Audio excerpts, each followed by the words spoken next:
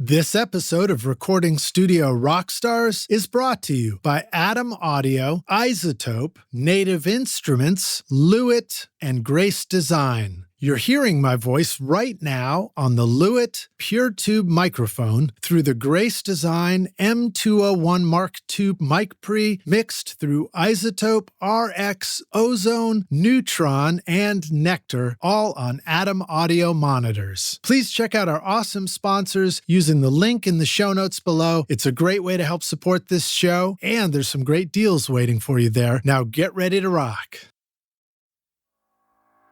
It's a whole different situation now, but I'll still have an instrument with me because it sets a certain tone, even if I know I'm not going to use it. It's like I'll have that instrument with me because when the artist sees you walk in with an instrument, they hold like everything changes. The bigger producers and the bigger you get, sometimes the ego is there. But like when you walk in with that instrument, you fit to whatever ego there is.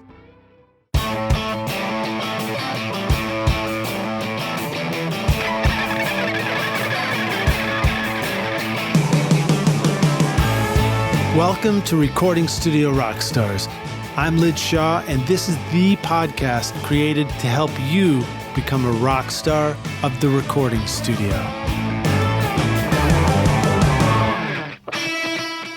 Look, if you're like me, then you love having cool instruments in your studio, right? No matter what style of music you make, Native Instruments gives your studio all the instruments and sounds you need, from drums, loops, and beats to the coolest synthesizers, realistic strings, guitar amps, and futuristic synth pads. I love recording and tracking real bands in my studio, but then adding awesome overdubs from Contact, Massive X, Super 8, Battery, Guitar Rig, and Hybrid Keys, for example. Use the code ROCK10 now to get 10% off, or get Complete Start for free today with a bundle of 2,000 sounds and 6 gigs of samples, all over at nativeinstruments.com. Are you recording your own music or other people's music in your studio, but you're having trouble figuring out how to get your mixes to sound great? Do they sound kind of weak or distant or lack punch and clarity? Well, I've got a gift to help you take your mixes from sounding like basement demos to sounding much closer to professional mixes. And it's my free course called Mix Master Bundle. This course will show you how to get pro-sounding mixes from your home studio with free and stock plugins in Pro Tools, and the best part is that these mixing techniques work for you in any DAW, whether you're on Logic, Cubase, Studio One, Reaper, anything you can think of. If you're ready now to make your best record ever, then go to mixmasterbundle.com to get started for free now, and you can find the clickable link in the show notes of this episode.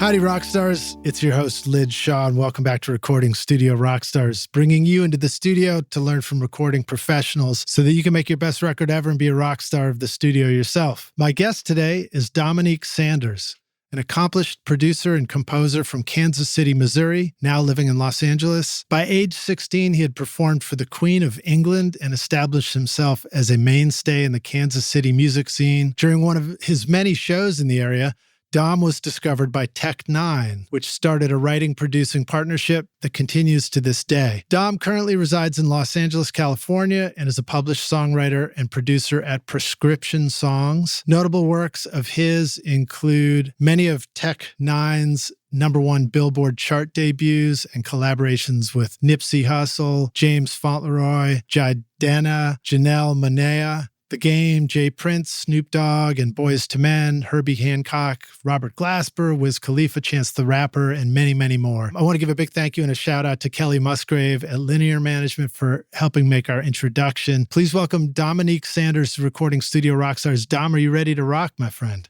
Yeah, let's rock. Let's do it. All right, cool, man. Good to have you here, dude. It's great to meet you. I really, I enjoy doing interviews like this where it's somebody really super brand new to me. Because it's just like, it's a whole new world of music to discover. And your playlist sounds awesome. Thank you, man. Appreciate it. Yeah. So, this is the first time we've had you on the show. Can you give us a kind of an introduction in your own words about how you got into music and ended up landed out in LA making records. I mean, our listeners are pro and home studio folks that are making, summer in pro studios, summer in home studios. Everybody's just trying to make a great sounding record. Yeah. I mean, for me, I mean, the core of my music, it all stems from the bass. Like I'm a professional. Upright bass is actually my main instrument. That's what you studied, at first growing up? Yeah. Well, you start on the piano when you're a little kid. I feel like every little kid on the piano in some kind of way. You know what I'm saying? Yeah, totally. But it's smart if you do. I mean, I wish I did more. Yeah, I mean, I wouldn't say I wasn't Beethoven or nothing, but we had a piano around, like, so I would just like kind of mess with it and do that. But like the instrument that I was like studied on and really kind of went all the way in with and still do today is the bass, like specifically the upright bass. So that honestly, that was kind of like the main intro. It's a kind of a unique instrument that it's always like it's an interesting instrument because I tell people it's an instrument that you don't normally go into a session or into something being like, yeah, we definitely need upright bass, but it's an instrument you never turn away. You know what I mean? Where it's like, let's try it, whatever. You know what I mean? Like if it's around, let's try it. So that opened the doors to a lot of collaboration and a lot of music playing that instrument for sure.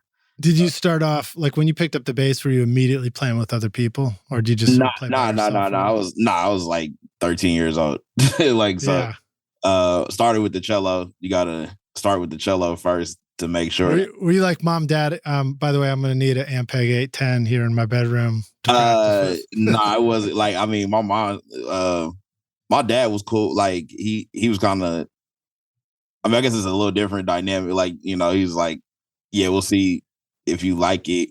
My mom, like, they weren't like super happy that I picked that just because it was one of the more expensive instruments that you could have picked. So it wasn't like they weren't overjoyously celebrating like, oh, I'm so glad. But my mom, like, I think it was really my mom. She was like, yeah, I think he actually has a talent that's a little different. Let's go ahead and spend the money to like nurture it. You know what I mean? Yeah. Did your parents play music too?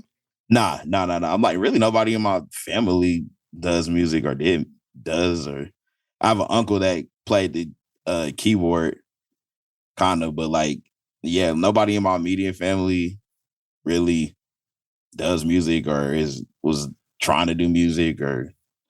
Yeah, that's cool. So you really just like started a whole new thing. Yeah, definitely. It's a super new thing. Now I remember when one of the first instruments I got invited to play in a band setting was actually bass. And I kind of had to learn, and I started with guitar and I had to learn, you don't play bass like a guitar riff all the time. I mean, I guess you can, but like bass is different.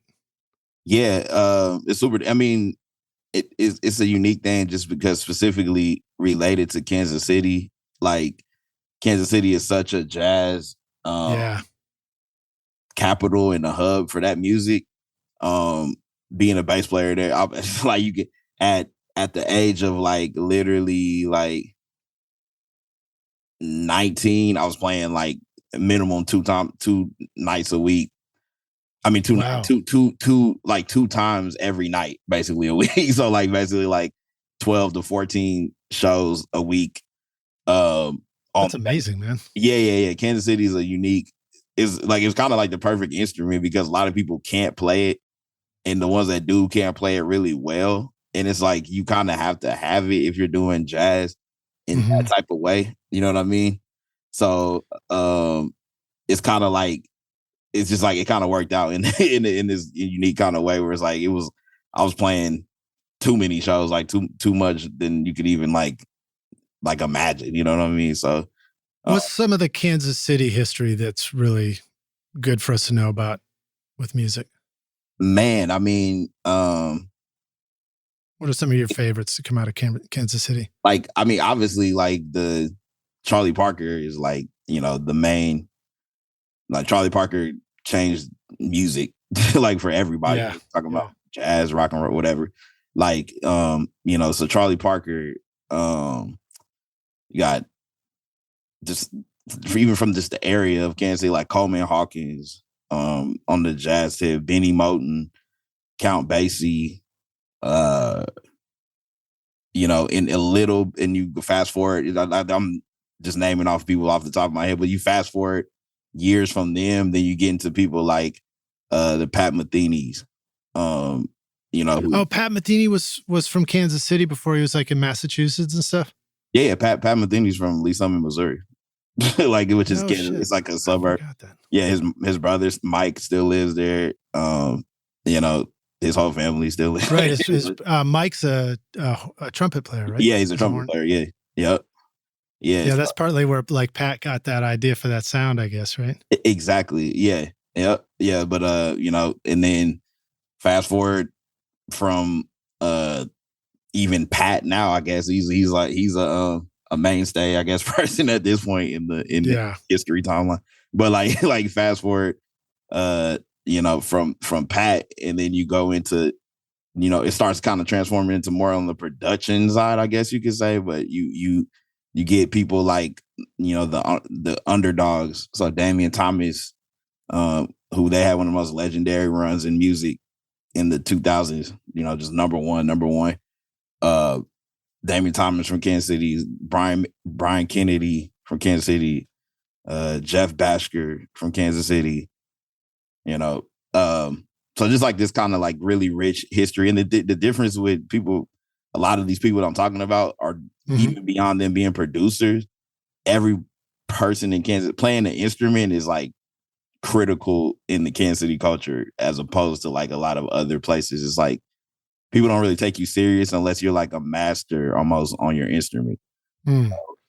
So for you started out on piano and picked up the bass, but then you really learned your jazz theory as a teen? Yeah, like a late teen. Yeah, 20. Was that all during high school, or was that like, did you end up going to college program for that as well? Yeah, definitely. Like I did the high school jazz band thing. For 2 years, I believe, like 2 years I did that. Made like the what was it called, like the all district jazz band, where you meet other kids from around the city that are really talented. Got some cool relationships from that, and then did the all state audition jazz thing. So I was down there doing that, and then from there I actually went to a college called UMKC. It's a music conservatory, actually. It just randomly in Kansas City, there's one of the best actual conservatories in music, which is like a little different than a normal music school, because it's like super music intense, because it's, you know what I mean? Yeah. So I went there for like 2.5 years, and then faded from that. Like basically like dropped out from that, and started doing what I'm doing now, And now for the rock stars that don't know this, the Kansas City is split, right? It's Kansas City, Missouri, and is it also across, or am I messing this up? Is it also across the river in Kansas? Yeah. So there's Kansas City, Missouri, and then Kansas City, Kansas. Also, I mean, like, I feel like this is his whole argument. I'm sure, like, wherever you're from, like, there's always these in city rivalries or whatever. But right. I'm not even trying to go there with it. But like the Kansas City, that when you're talking about the Chiefs and all of this stuff, that I think people, the barbecue and all that, is on the Missouri side. But honestly, like, even from Kansas City, Kansas, there is some of the most talented people that, and it's all the same thing, honestly. But like even from Kansas City, Kansas, there's some of the most talented people. Janelle Monea is from Kansas City, Kansas. I mean, there's a lot of people very talented from Kansas City, Kansas, as well. But it's St. Louis is similar. I mean, you got East St. Louis right across the river too. Exactly. Yeah, exactly. So you guys meet you guys meet halfway on the bridge and have thumb wrestling matches. Yeah, it's a big deal for, like, once you leave, you honestly stop caring, and it's just like, it's all the same thing. Like Yeah, it literally doesn't matter. So as far as like where you were playing a lot of music, was that on both sides of the river, different places? Mainly in the Missouri side, just because like that's where most of the jazz clubs are in Kansas City, Missouri. Yeah, Um, there's quite a tourism industry yeah, there too, right? yeah, it's huge. Like between the barbecue, I mean, like jazz music is such an integral part of that. When you arrive at the KC airport, all you see is jazz, all you hear is jazz. Like for 21-year-old kids, instead of going out to the nightclub, they go to the jazz clubs, and that's kind of like the hangout spot for the young singles, and it's just a really unique culture that doesn't exist too many places. That's cool. That's cool. Yeah, my brother, he decided to study jazz, so he studied piano up in Minnesota, Minneapolis actually, and then ended up out in New York. And of course, I got a little taste of the New York jazz scene, and I was always like a super fan of jazz, but just never really put in the time to learn it on guitar. Yeah, jazz guitar is probably the hardest. I mean, you think so? Oh man, you're making me feel much better about it. I would say, yeah. Like, I mean, it's because you're doing everything. You got the harmony, the lead, and you're playing these abstract chords that are not easy. They're not normal shapes that your hand goes in. Yeah, exactly. You're like you're never playing just the basic chord. Nah, not at all. Yeah. Right on. Well, so let's see. So you were studying there, and then you had some interesting stuff. Like in your bio, it says you got a chance to play for the Queen of England. Tell us that little story. What's that all about? Yeah, I did. So that was in 2006. Yeah, 2006. It might have been 2006, like early, but it was like late 2006. We went to Virginia. It was America's 400th like anniversary or whatever, like birthday. Mm-hmm. And that was out in Virginia. This was like before Obama was there actually, and it was funny because like I was talking to him for almost like 25 minutes because they were like in this area that we were in, him and his wife, and he was a senator at that time. George Bush was the president, and it was this big like inauguration where they just brought out some of the like more talented kids, and they invited everybody out to Virginia to play with the National Symphony for this like 400th anniversary. And it was a really big deal because that was the first time that the Queen of England had come over to America in a super long time. Oh, okay, great. Yeah, it was like this, I mean, at 16, it's a big, but you don't really care. You just, I'm out there. It's like, oh, there's girls from all around the country. That's what I'm there for. So, yeah, exactly. Like, but like, so like the Queen of England is there, and she's like sitting front row, while we're doing this concert, like literally like maybe 20 feet or something away, and. Like looking back on it now, like honestly, I was like so many people were coming up and talking. I met so many people like while I was there, and so many people were coming up and talking to me, and it didn't click to me until a couple of years after that. Honestly, I was like, dang, I wonder like I just like everybody was talking to me, and I was like, oh, because there was like literally maybe like 4 Black people at this event, so it was kind of like you're different, you know what I mean? Like how are you? And like so it's it kind of clicked. And the funny thing we were doing, man, what were we playing? I can't remember what exact song we were doing. You guys were doing jazz though?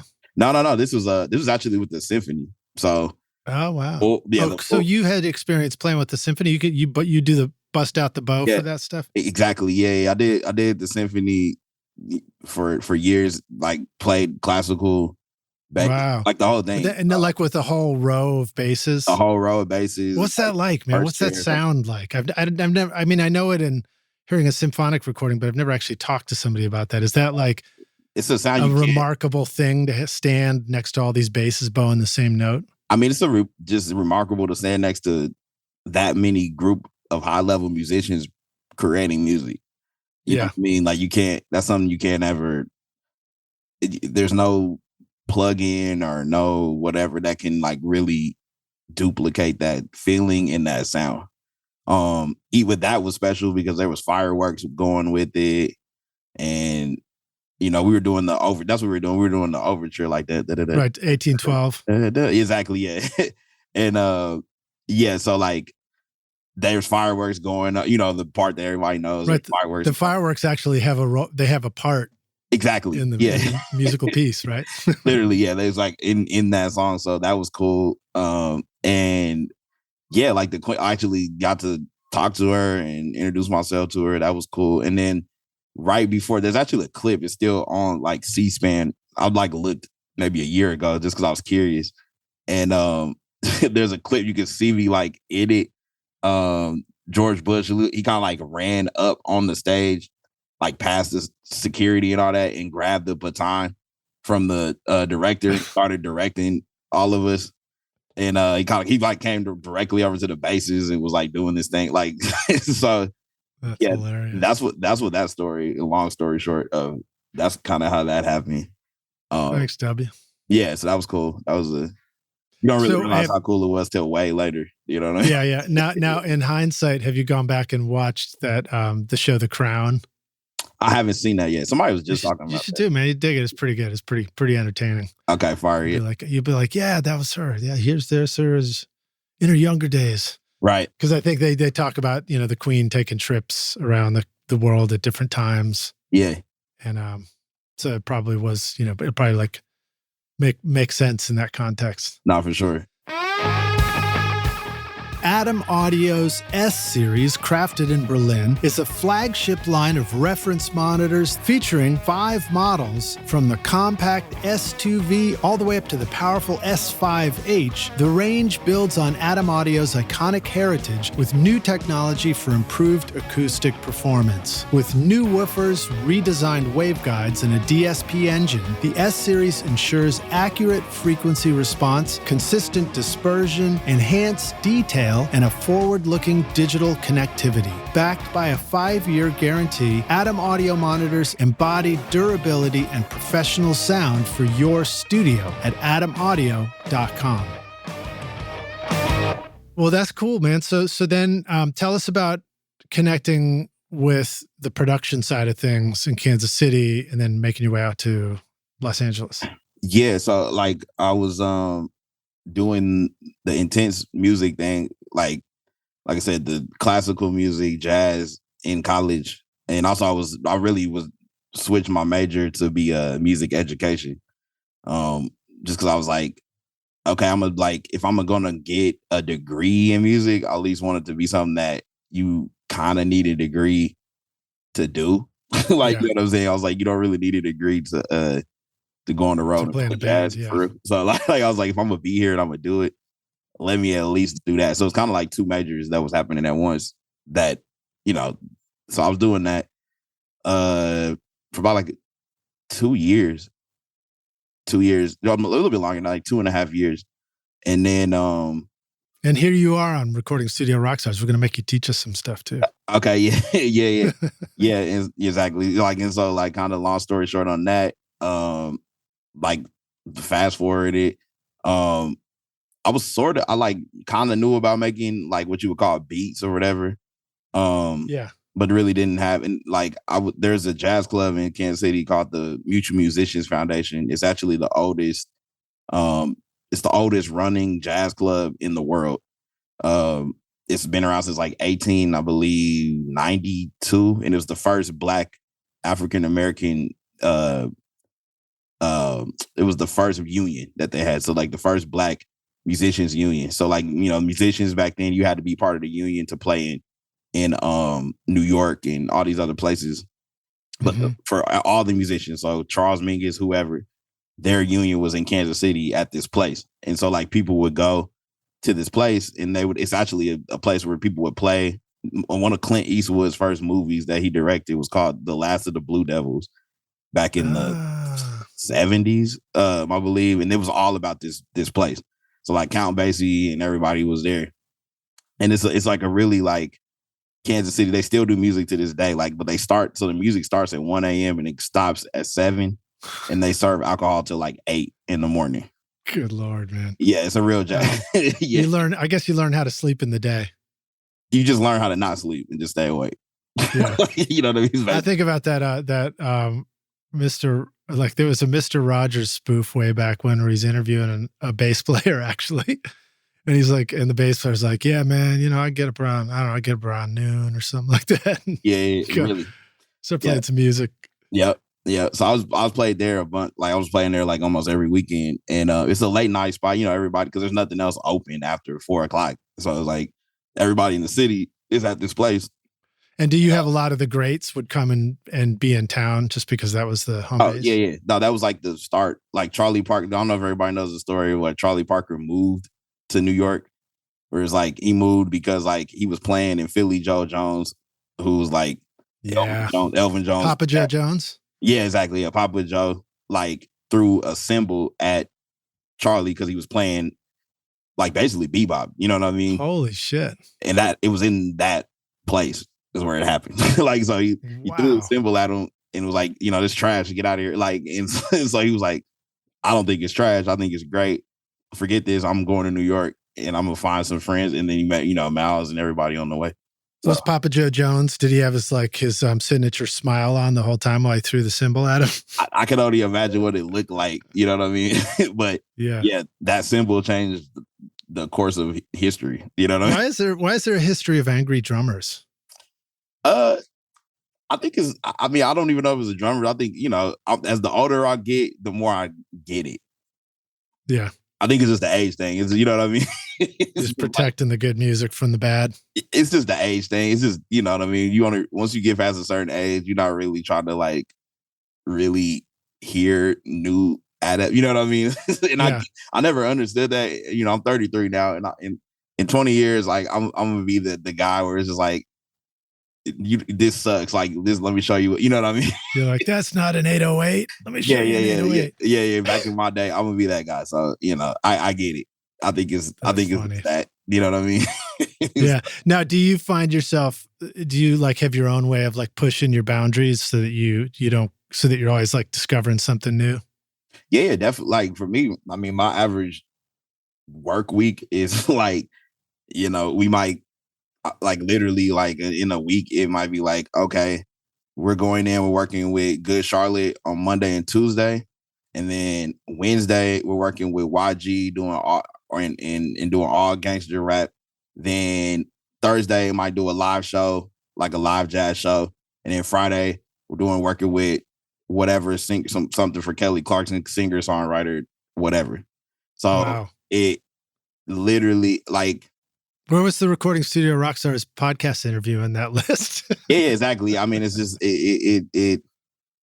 my musical like interactions of like I feel like there's maybe like I've only met like 2 other people that is so diverse. Because when you meet somebody and you say like, "What do you do?" Everybody's answer is everything, but I don't really believe that. Just like because I know, because I'm like, oh, so you play bebop. Like, what's that? Like, okay, you don't do everything. You know what I mean? Right. So it's like, yeah, it's I love it. For me, it just keeps me on my toes. It's because I love music. And what do you feel like is some of the secret to being able to like switch it around so fast from day to day? Is it just the experience? Is it just keeping an open mind? Is it knowing how to read music so that you can just jump right onto a set? I feel like to me, like reading music is one of the most important skills you can have, but it's not in the context we're talking about. It doesn't really help you because nobody knows how to write music anymore, so they're not even gonna write you like this. So it's like, but I feel like you should just gather all the skills. You should just love it and gather all the skills that you can, and then forget it all. Like that's my if I had to tell anybody just a thing, learn everything and then forget it all. But have it like where it's almost muscle memory to you. So it's like, when people ask me, like I'll do a session with, like a bigger artist and they'll come to the studio and they'll be like, man, like, did your publishers or whoever, your management did you get the playlist that I sent you of the new music? Have you heard it? And I'll tell people straight up to their face, like, no, I'm actually don't want to hear any of your music personally. Like, it's not that I don't care, but it's like, if I listen to something, just me, we're gonna be stuck instantly.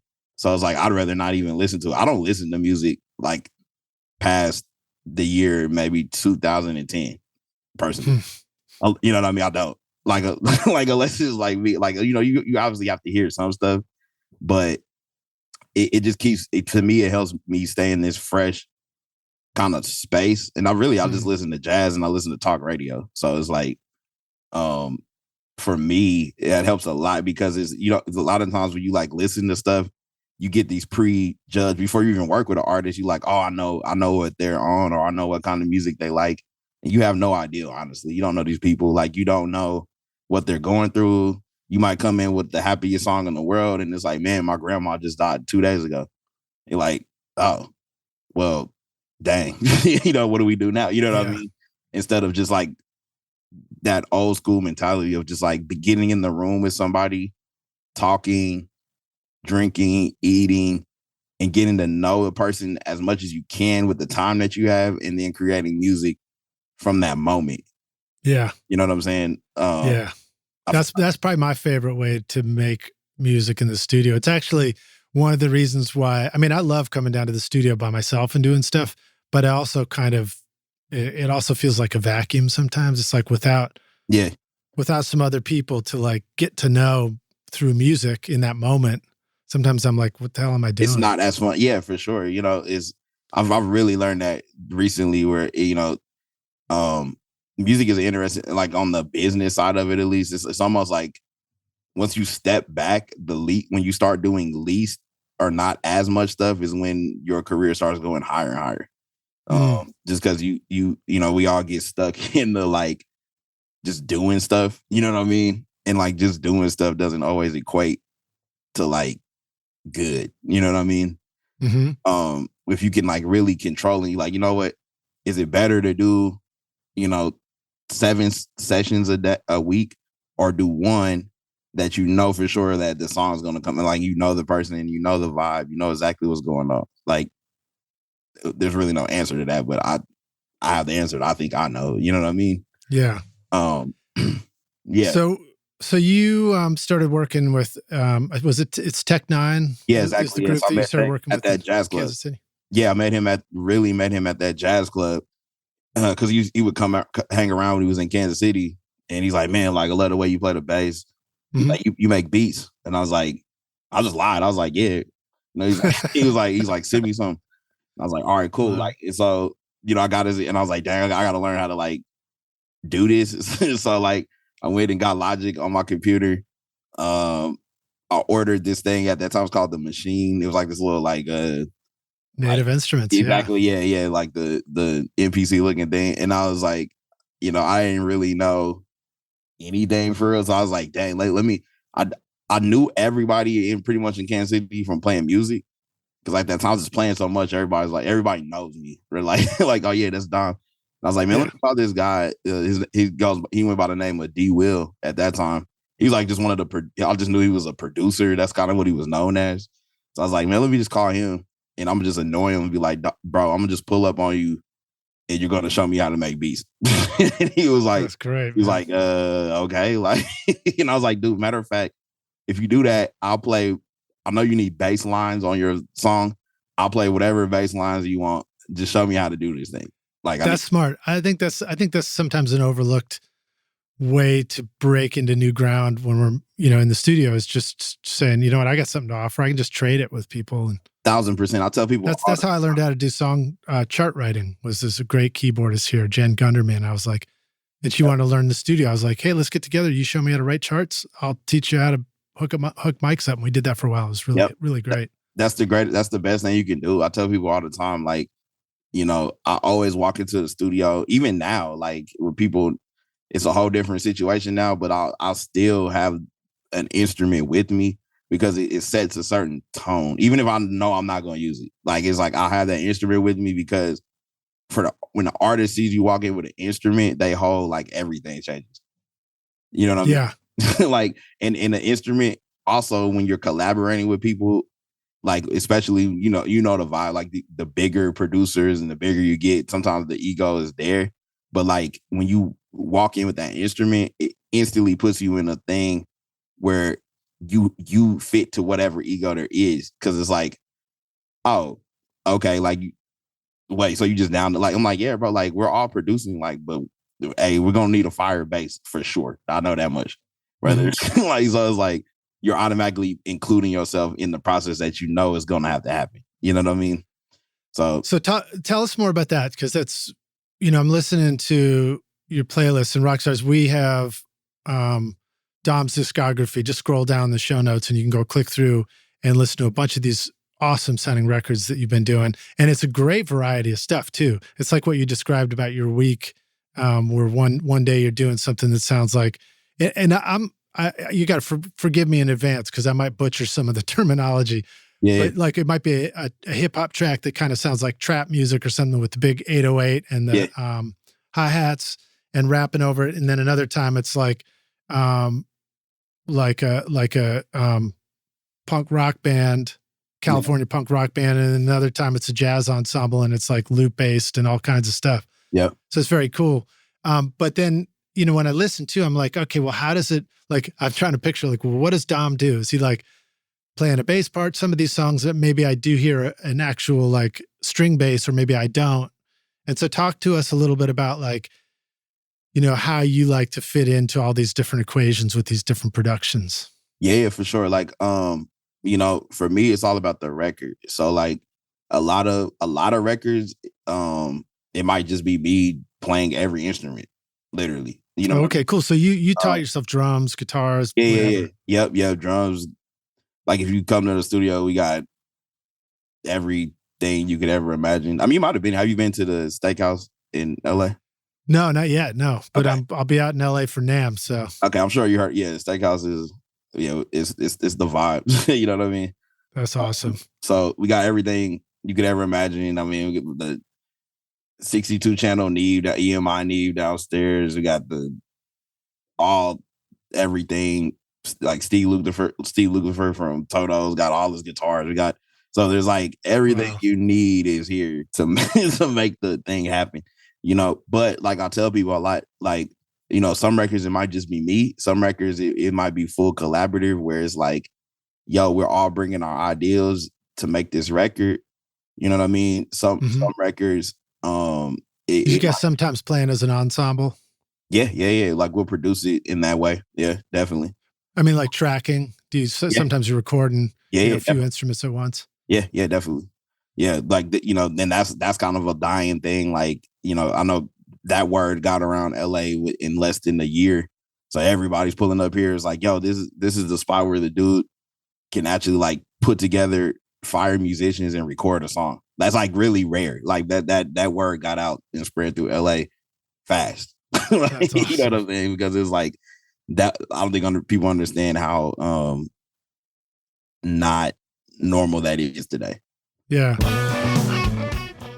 Hey, Rockstar, come on over here. I've got a secret to tell you. Want to know how I get a consistent sound mixing over 1,000 hours of recording studio rock stars? Well, my secret is using iZotope RX, Ozone, Neutron, and Nectar to make this podcast sound great. Right now, you are hearing RX Breath Control, Declick, Declip, DS, Deplosive, Voice Denoise, Ozone Multiband Compression, Neutron EQ, and Limiting, all from iZotope. Use the secret code ROCK10 to get 10% off over at iZotope.com.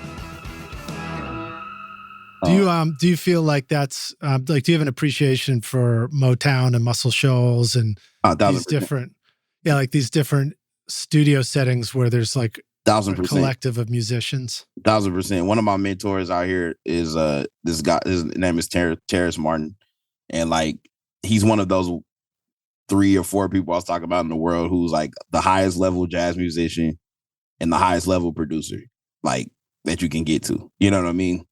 And we always talk about it, like, because it's just like, it kind of goes back to like getting the right people who are the highest level at what they do, because nowadays it's kind of transformed into, okay, Atlantic sends the artist to come work with Dominique. They expect Dominique to make this track. They expect Dominique to program the drums. They expect Dominique to do the whole thing in in this DAW, as opposed to why would I not? You know what I'm saying? I'm just like going back to somebody like Steve and Toto. It's like Quincy Jones is one of the greatest musicians of ever. You know what I mean? Mm-hmm. Trumpet player, arranger. You know he could play other instruments like that very well. But why? Like he was like, you know what? Instead of me playing the drums, why don't I get J.R. Rock? You know what I mean? Who's like the guy at playing the drum, and then why don't I get Steve, who's the guy at playing guitar? Why don't I get all these high level people and bring everybody together and make something that where it's like, man, do what you do the best, and then we bring it all together and make it the best thing. Now, do you feel like part of your experience or journey is like there's a certain time in making music where you actually wanted to play everything because it was exciting, and then you get through that, and then you get to that, you arrive at that place of thinking, well, I could do it, but why not bring in all these great players that I know? For me, honestly, I was never that. Like, because I just have so much fun making music with my friends. Like, that's like really why it's a super rare position, and I'm eternally grateful for it, that the people that I call my friends are the best in the world at what they do. Nice. You know what I'm saying? Like when your friends are like Herbie and people like that, like you should probably be calling them. Like, you know what I mean? Like there's no reason. But you know what I'm saying? Like when Robert Glasper is your friend, you call him to play the piano. You don't do it. You know what I'm saying? All right. So logistical question. If you're in Los Angeles and you're doing sessions like that, how much of an issue is traffic as far as getting people together into a studio? It's really not, because it's like, if you like, as long, like the thing about it is when you do certain thing and you make sure that everybody is treated the way that they should be treated and fair, and it's a good vibe and people want to come, man, like it's never a problem to get anybody. It was like I could reach out to people and they'll pull up today. Yeah. You know what I'm saying? Like in traffic, there is like, a lot of traffic and stuff, but it's like, that's just really important. Just like, gotta have a little bit of planning. Yeah, well, yeah, you gotta have planning, and you just gotta have integrity in what you do. I just feel like some people lose that integrity sometimes, where they, they want to take more, or they want to like make it all about themselves or whatever. And it's like, bro, it's music. It's there's no greater community thing than music. You know what I'm saying? Being too self-centered is a recipe for having people not show up for sessions. It's a recipe to people not. I'm not even gonna pick up the phone. I don't want to talk to you. Honestly, like you forget the set. Like the session for sure is not gonna happen. But like I don't even want to, like, you know what I'm saying? Like the session is the last thing that's gonna happen. Like we don't even want to like communicate at all. You know what I'm saying? And it's just crazy to me, because it's like, bro, like at the end of this, music is like, this is the least. There's nothing about music that is a self-contained thing. Yeah. Like whether from the mixing to the mastering, like, cool, you could record a song and it doesn't even sound close to the same as it did after somebody mixed it. So like they're a part of the process too. You know what I mean? Yeah. So like, I just feel like that's like a really important thing. Just make sure that everybody is like treated, whether it's the cleaner lady that made the studio be clean so that you can get in a good headspace to write the music, or whatever. Like everybody played a role in like making this thing.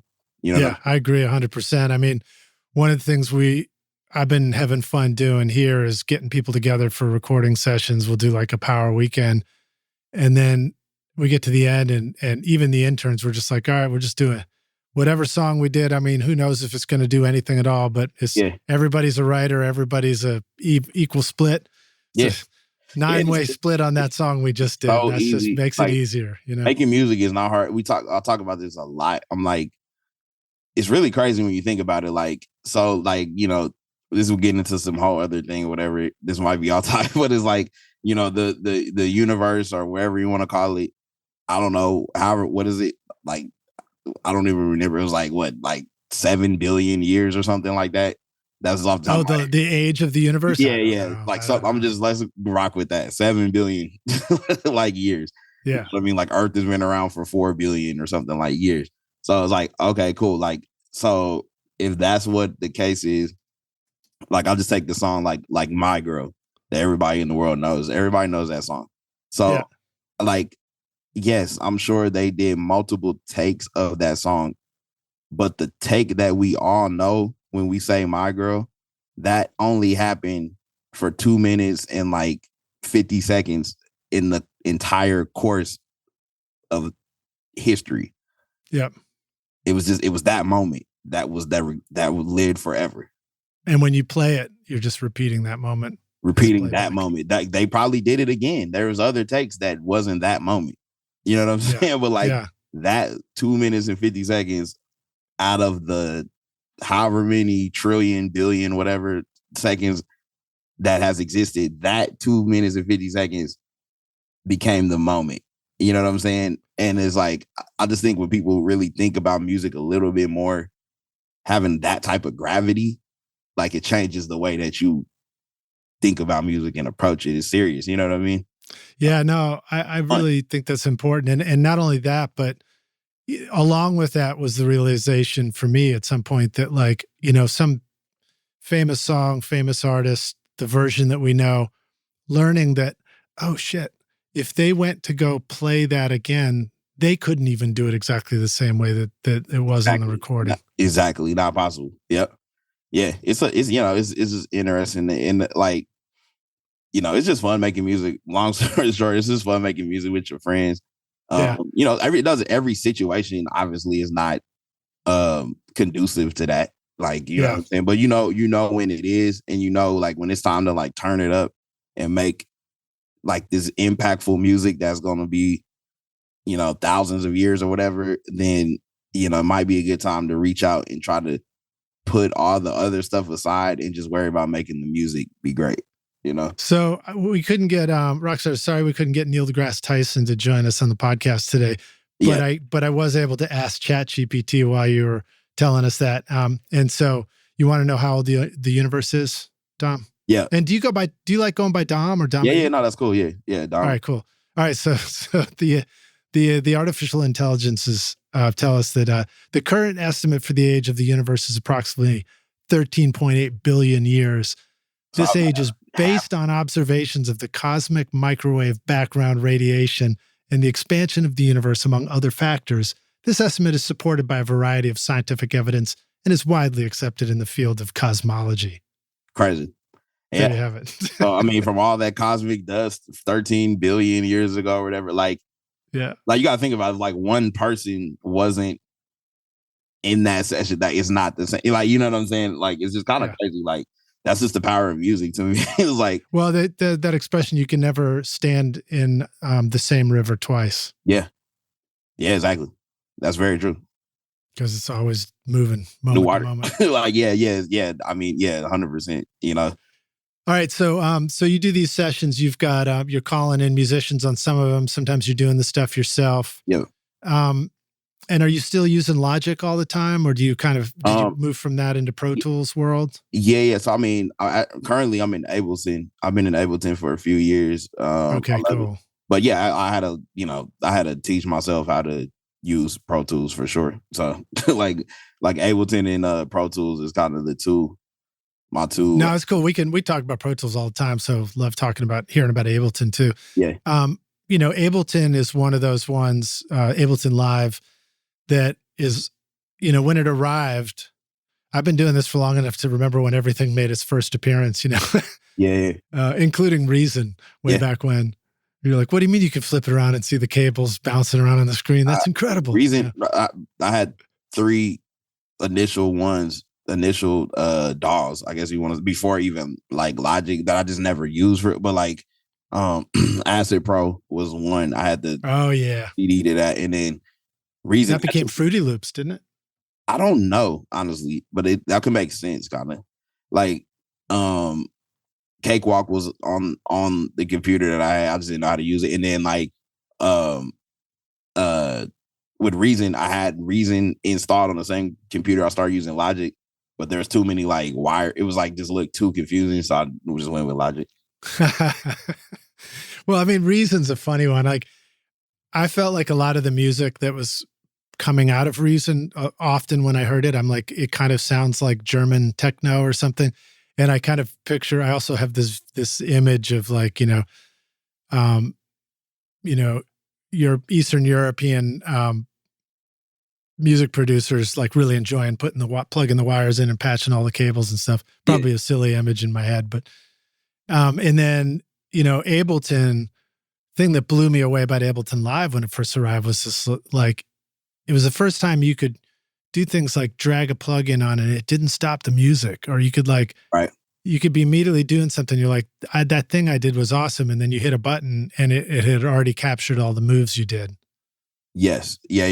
It's still kind of the same way. That's why, I appreciate Ableton, is just because my brain, when like for me, like anybody knows me or done the session, we'll be talking for 3 hours and then make music for probably like 20 minutes. And then that'd be it. Like, it's because it's just that intense when it's happening. It's like, like, my brain is like, because I feel like you can't, like, I don't even want to make, personally, I don't want to make music with people that I don't want to just like have somebody pull up and then let's just make music. Cause like, that's weird to me. If I'm not even gonna have a conversation, I would rather just not do it personally. Right. Well, music, it's a language, right? So it's like 100%. If you don't have verbal language with that, you might not know what you're talking about musically. Definitely. Yeah. So like Ableton allows me to do like weird stuff that my brain is thinking of without it being hard to do. So like that's kind of what drew me to it. It's like, I can pitch this thing down and then slow it and speed it back up and then reverse it. And all I got to do is just like down 7 semitones and then, that's F sharp minor. Okay. Yeah. That's exactly what I was thinking about. And then it's, you know what I mean? It's just fast and it works. So are you mostly working in like kind of a clips view or in a track lanes view? I do it in the arrangement, like the traditional, Pro Tools looking way, like arrangement. Way. Yeah. I haven't used the clip thing in a minute, but yeah, mainly just arrangement for me. And would you, how often are you seeing something through the mix, and would you just stay right in Ableton through the mix, or is that more of a place to create and then it moves somewhere else? No, definitely. Like, I mean, like from, I also like mix for, I call it mix for bounce. So like, like we do the song, like everybody's hype on the song. It's like, I'll mix it good enough to where we can listen to it and everybody's hype. So like we can like later, get it to the engine. Like there's a guy here that uses like Kevin McCombs, great mix engineer, Rick Carson, in Omaha. He owns like Make Believe Studios out there, another great engineer. So like between one of them two dudes, they'll get it. They'll sit and do the mixing part of it. Like, have you been out to Make Believe Studios and done sessions out there yet? Yeah, I was like when day one when it opened. Like Rick is a great friend of mine. That's about 2 hours from Kansas City. So, oh right, yeah. So Rick and I connected because we're in the process of working on creating a plug-in. Awesome, yeah. And I met him through that world, and he's awesome. I mean, fascinating dude. Yeah, if you're a studio nerd head person, like, I mean, like, yeah, Rick, he helped me a lot. He actually showed me, because I'm like the music, and that's why we kind of like connected, because he's like, bro, the music you make is so incredible. Like, for you not to like know like anything almost on like the technical side is like, it was like almost like, I don't know how you're doing it. And Rick showed me signal flow. Rick showed me how to, like, this is what cutoff and attack does on the Moog. Because for me, I would just like get on there, turn it, whatever sound it was, we're gonna figure out how to make music out of it. Like, you know what I mean? He was like, yo, this is crazy. I've never seen that like this. So, he showed me a lot, So yeah, shout out to Rick. So when you're doing your bounce mix for bounce or whatever you said, like is the next place that you guys check out what you did almost always in the car, or is that not part of your experience out there? Yeah, definitely. Like, it'll be like, like it's just like, hey, like this song is fire. Like, while we love this, we want to put this out. Like, okay, cool. You know what I mean? Like for me, like, all of that stuff is I'm like, yeah, let's get the lawyers on the phone and make it real, you know? So it's like, but in the meantime, it's like, you know, I'll get a mix for about, make sure everything is, the vocals sound cool enough, throw God Particle on the master, and, you know, call it a wrap. Like, and so like, you know, from there, everybody goes to the car, you know, and listens to it. And then once that paperwork and all that stuff starts flowing into the next step, then you send the stems to, you know, whoever the mixing engineer is. Mm-hmm. And sometimes that could be dry, or sometimes it's like, yo, this is actually cool enough. Can you just send us the wet with like no the everything you have, just no reverb, or, you know what I mean? It just varies depending. Yeah. You know.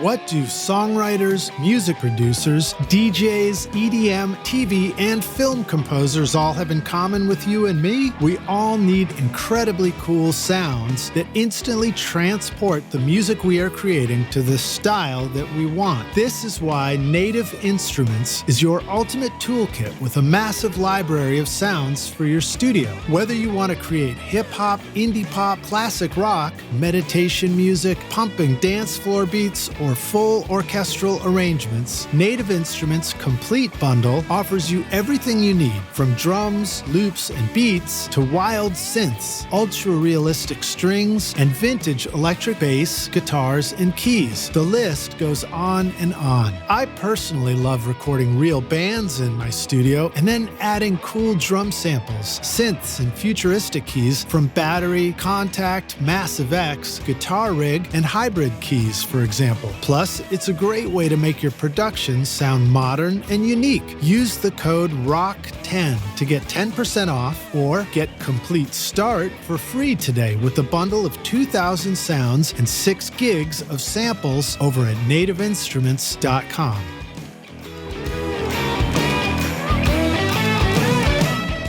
The S-Series by Adam Audio, crafted in Berlin, is a flagship line of reference monitors, blending advanced engineering and in-house design. With 5 models in various sizes and configurations, these monitors build on Adam Audio's iconic heritage while incorporating new technology for improved acoustic performance. The range includes the compact S2V with a 7-inch woofer, the 3-way S3H with twin 7-inch woofers, the vertical S3V with a single 9-inch woofer, and the powerful S5H and S5V main monitors featuring a 12-inch woofer and exceeding 131 dBSPL per pair. Despite differences in size and power, all these models provide highly analytical sound for professional audio applications. The S-Series includes new woofers, mid-range drivers, redesigned waveguides, and a DSP engine for crossover optimization. The result is accurate frequency response, consistent dispersion, enhanced detail in bass and mid-frequencies with wider frequency ranges, and forward-looking digital connectivity, all in a durable design.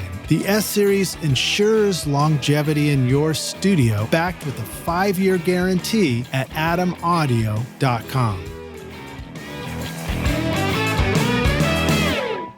Hey, Rockstars, we're back now for the jam session, aka the second half of the show. My guest today is Dominique Sanders, aka Dom, joining us on the podcast. You ready to jam, dude?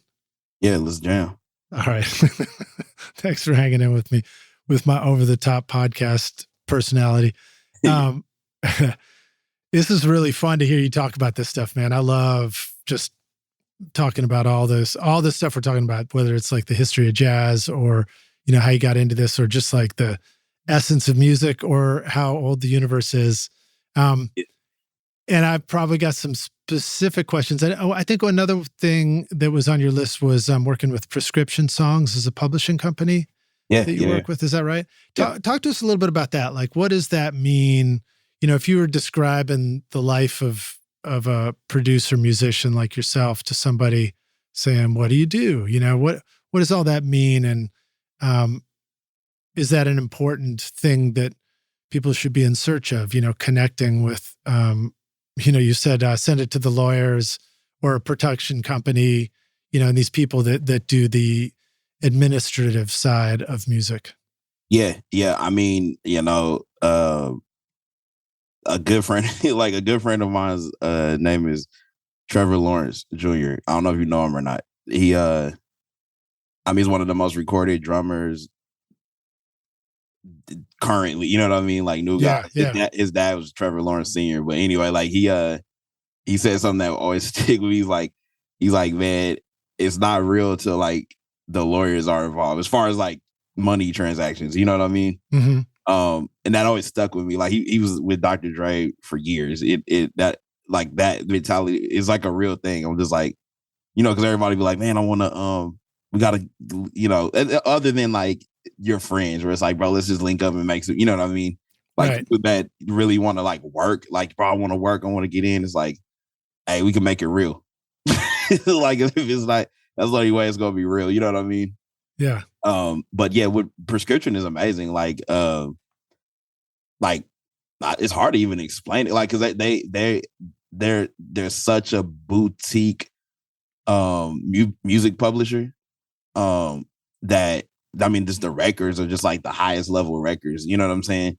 Mm-hmm. Like, and it's actually interesting because they're one of the few music publishing companies where I don't remember whatever you want to call it, like the CEO or whatever, like is still actively making music at a high level, which is Dr. Luke. So it's like Dr. Luke? Dr. Luke. Oh, Dr. Luke. Oh, sorry. Yeah. So that's his company. You know what I mean? Right on. So it's just like kind of interesting, like thing. But like, yeah, Prescription is amazing, man. Like everybody that works there, kind of like a home type of environment. And really what they do is just like, you know, their job is to like gather as much music publishing as possible. Like, you know what I'm saying? So, you know, and the way they do that is through different producers and artists or whatever. And, you know, through them putting out records, they are able to gather what they gather. And it's just a really good, like for what I do, it's a really good working relationship with them because, you know, they'll go super hard on trying to get sessions. And then for me, I have my own thing that I set up most of the time anyway. So I don't really need a ton of assistance with stuff. So it's just a really good working relationship that, you know, once you get in with the publishing game and do all that, you're I don't know what you want to call it, but you're really in your big boy pants of the music. Mm-hmm. Like you're all the way in at that point. You know what I mean? So working with a publishing company is part of it is the songs are already done and they're doing the follow up on making sure that the life of the song in a business sense succeeds. But also before the song is created, they're helping bring opportunities to you. For sure, because you got you got to think of this a partnership. It's like, you know, it's like I can only do what they can really only do what I can do. That's what, you know what I'm saying? As far as like if I don't get up and go make the song, then like they're not going to make any, you know what I mean? Anybody like at all from me, at least, you know what I mean? Right. So it's like, hey man, so now there goes like, man, like I want you to make the biggest song in the world. Like, because that's how the business works. You know what I'm saying? Yeah. You know, so they're going to look for great opportunities to put you in the studio with some 100%. Great because like, you know, especially when they believe in you and your track record goes like, okay, you're getting the records. It's like the more records you do, the more money that we all make. You know what I'm saying? So that's kind of how that works. And like I said, like once you get with the publishers, you're wearing the big boy pants in the music business. And you know, it's funny. I always hear people have horror stories about publishing and contracts, and you know, I tell people all the time, like, dude, like if that's how you feel, I don't. This is my personal belief. I don't believe there's a bad contract. There's no such thing as that. Mm-hmm. It doesn't exist. You know what I'm saying? Because like, unless you were working with Death Row or something and somebody had a gun to your head and said, sign this, you signed it. You know what I'm saying? You know what I'm saying? Like, so it wasn't bad when you signed it. You just didn't know what you were doing. I felt like I've emotionally had a gun to my head sometimes in life, but not that's literally. That's the only thing I can think of. Cause like, you know, Death Row is a different energy. Like, you know, there's literally You know what I mean? If you don't do this, I'll kill you type of thing. You know what I mean? But Wow. that's kind of not the normal situation. So it's just kind of like, hey man, look, like, you know, in this business, like I think people have to really realize that this music is a business. So it's like, you know, everything's a business. I tell people if you go to Burger King and order a hamburger, you're taking a loss. You know what I mean? It's just, but you're gaining food that you wanted. So it's kind of like, what's the margin? What's the margin that works, and how do you best use that margin to benefit where you're trying to go and what you need to do? You know what I'm saying? Yeah. Get back into the studio. I'm not saying that taking the pub is a lot, but you know what I'm saying? It's just, it's a well, I mean, already you described a scenario where you're not in the studio, you're out for lunch, so you've already screwed up. Yeah, you know what I mean? Exactly. It's just like, you know, I tell people, like, I just, especially when you talk about that topic of publishing and signing deals, is the first thing you normally hear are these horror, you know, these sad sob stories, right. Just how it didn't work out. And I'm like, dude, like, I feel like most of those stories is a lot more on the person in how they approach that situation. Yeah. Anybody else. And then on the other end, you hear these, like, you know, mega lottery stories with songs. And sometimes I think those aren't fair either. It's like, yeah, because most people I know, the reality is somewhere in the middle of all that, you know? Yeah, you'd be surprised, man. Like, you know, I talk to people in the publishing game, and people love me. Like, I tell a lot of my A&Rs and even, you know, Kelly and everybody, like, you know, my goal is, like, with my management team and everybody, I'm like, you guys don't have to do anything. Just sit back and I'll call you. And when I call you, you'll look good. That's it. You know what I mean? So it's like, you don't have to kill yourself to figure out nothing for me. Like, sit back, chill. I'll call you. When I call, everybody will look good. You know what I mean? Like, because it's gonna be something like, dang, that's cool. Like, hey, we need to handle this. It's already done. Boom, boom, boom. Next. You know what I mean? Yeah. Yep. So what about the other side of doing sessions and working with all this stuff? Where are the places when you're making records?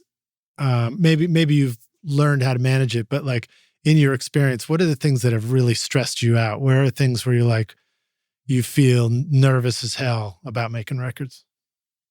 I'm not gonna lie, like, I really never feel that. Not with music. Mm-hmm. Yeah, I just don't. And you know, like, I've tried to set myself up in my business where, when I do something that is successful and the money is coming, like, really well, I try to make smart investments in real estate. Like, I'm from Kansas City, so, like, you can get houses there for extremely cheap. Mm-hmm. And, like, you know, I always try to do something successful where I don't have to feel like the music is, like, my end all BR is gonna kill me, or, like, the pressure and all this stuff. I really don't. I'm, like, really not even lying. I'm just trying to think. Like, I've just never felt like, you keep the music fun. Yeah, I mean, because it doesn't matter who it could be, whoever, like, you know. And I think one thing, I'm not gonna lie, is, like, playing the bass and, like, already kind of being around that, because when you're somebody's musician, it's a different relationship than even being their producer, because, like, you're around them even more on the road and, like, more intimate settings than even being somebody's music producer. So, like, you know, I've been doing that for years. So, like, everybody's a person to me. So it's like, you know, I just never feel like, oh, dude, if we don't get this record, my life's over or something. You know what I mean? Like, it's serious, like, what we do, but it's not that deep ever. You know what I mean? Do you think that part of it for you is that you never put all your eggs in one basket? Like, you gotta, you've got so many different kinds of music going on and opportunities. So. Honestly, yes, yes. I would say with the music, with the finances, like, it's never like my life never riding on one song to live or whatever. You know what I'm saying? Yeah. Like, obviously, we're getting those songs and we're continually trying to get those songs, but, like, it's not, for whatever, like, if let's say it doesn't pan out exactly how it's cool, because it's like, we're making songs, bro. This is not. It's really not hard to do this. You know what I'm saying? Like it's like it overall, it's really not that hard to like do what we do. Honestly, like if we're being honest, you know what I mean? Just do it. Yeah, because just like, do what you're good at. I mean, I tell people it's like, dude, like you have to love this to the point. Like I know I can guarantee you if I worked at Home Depot for 80 hours a week or whatever, I would still come home and do the exact same thing that I'm getting paid to do now. Yeah. For free. Like, you know what I mean? Like I guarantee you I would. Yeah, that's always been my take on music. And somewhat my take on podcasting, because I always, even long before I ever started a podcast, I was already recording people's stories and going around, doing field recordings of people. I just love the adventure and I love learning about people and places and stuff. Yeah. Yeah, so it's like, and the audio part of things is always fascinating to me. I mean, I'm like, when I'm taking a break, I'm watching a video on the latest plugin because why the hell not, Yeah, definitely. Yeah, I really just, I approach it that way, man. It's like, sometimes we can get too wrapped up in the thing. And it's just like, dude, like I would be doing this wherever, if I worked at whatever job and I was like dead tired and I came home at night and I had 10 hours before I had to clock back in, at least for an hour or 2 hours, I'm going to open up Ableton and just make music because for me, you know what I mean? Yeah. So the fact that now I have all the time in the world and people are paying me to do it, that should be like, you know what I mean? That's just like, that should be a no-brainer. You know what I mean? It's like, so yeah. Hey, all right, Tom, I'm going to put you on the spot. For the rock stars who are either thinking about Ableton or already using it, can you give us what are 5 cool tips about Ableton that just like pop into your head right now? So number 1 with Ableton is just how quickly you can freeformly change the tempo and how accurate the information remains at any, like you could go from 160 BPM to 30 BPM. I've done it. And like, it's still done it. And you could have a change in real time in the middle of the song, right? 100%. Yeah. Slow down. That's number 1. Like I love Pro Tools. Honestly, I think Pro Tools is not as bad as everybody says it is, but like you just have to think about when you're working, you want everything to be, you don't want to stop the process. So it's like in Pro Tools, if you can do it, but you can't do it without stopping the thing. You know what I'm saying? Like you can't, right. You're not going to be able to, and you're not going to be able to make that drastic of a change. And it's just going to sound horrible. So like, you know what I mean? You can maybe go a couple of BPM, but you're not going to be able to just do it without stopping the session and doing it. So, and you got to like convert everything into, it's a whole process. You know what I mean? Yeah. So, that's number 1. Number 2 is like just the sheer amount of CPU that Ableton uses is incredible. Like it's almost like zero. It's like, I think it's just because it's such a simple layout. There's no GPU. There's no pictures. There's no like none of that stuff. It's just like a raw thing. Like like how much you can do inside of it before the computer starts getting weird is really amazing, honestly. For what you can do. Number 3 is just like, honestly, the community of Ableton is special. I've actually been working with them for about 4 years. So, just the community that they actually will like hire you on, like, they're like a real music community. There's a thing called Max for Live where you can make your own plugins for Ableton, and people do it and they share all these plugins that are like incredible, honestly. Like these, the Max for Live thing's fascinating. I mean, you could do I don't know it well, but it seemed like you could kind of make up whatever you wanted to do. You could build literally anything. Build a suit that you wear on the stage and it controls all the sounds. Yeah, like you can think about it, you can do it type of thing, which is, incredible. And I don't know how many points that is, but that was 3. 3. Okay, that was 3. What else? I mean, like, to me, like also, so, if you're, I don't know what people normally are using their DAWs for. But I would say like just purely to create music, Mhm. I would say Ableton is the best. Like just because it allows you to flow in this stream of consciousness, like where you like to me that was one of the most important things. Is like if I can feel like I'm not on a computer while I'm making the music, it's amazing for me. Even if I'm sitting there clicking on a computer, if it doesn't feel like I'm on a computer, just for how I make music is like golden for me. Yeah. You know, and it doesn't have that feeling like because you can just do stuff in a full stream of consciousness. And then number 3 is really just the push. The push is an amazing instrument that works with. So you use that a lot, and you use it. Like obviously you can have the push. Rockstars is the grid of buttons.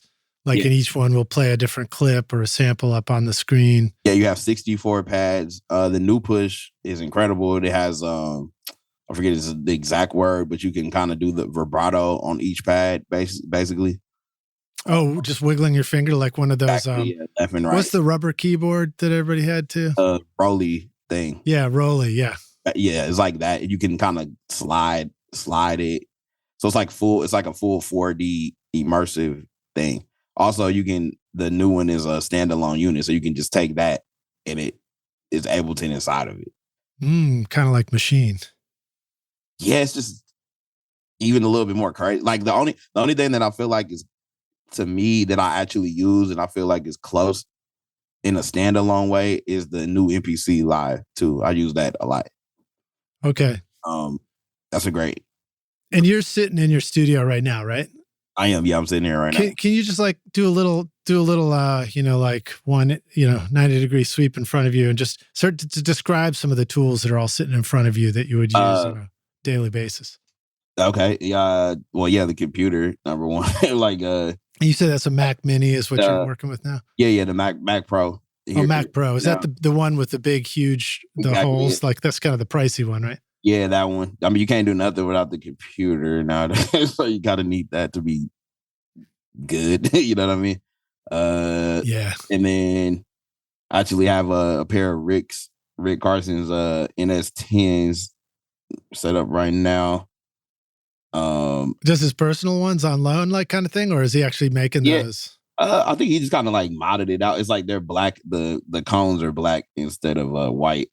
And nice. Like the little bit, they can handle a little bit more low frequency. I know, Rick. That matches his outfit. Exactly. Right. And then 2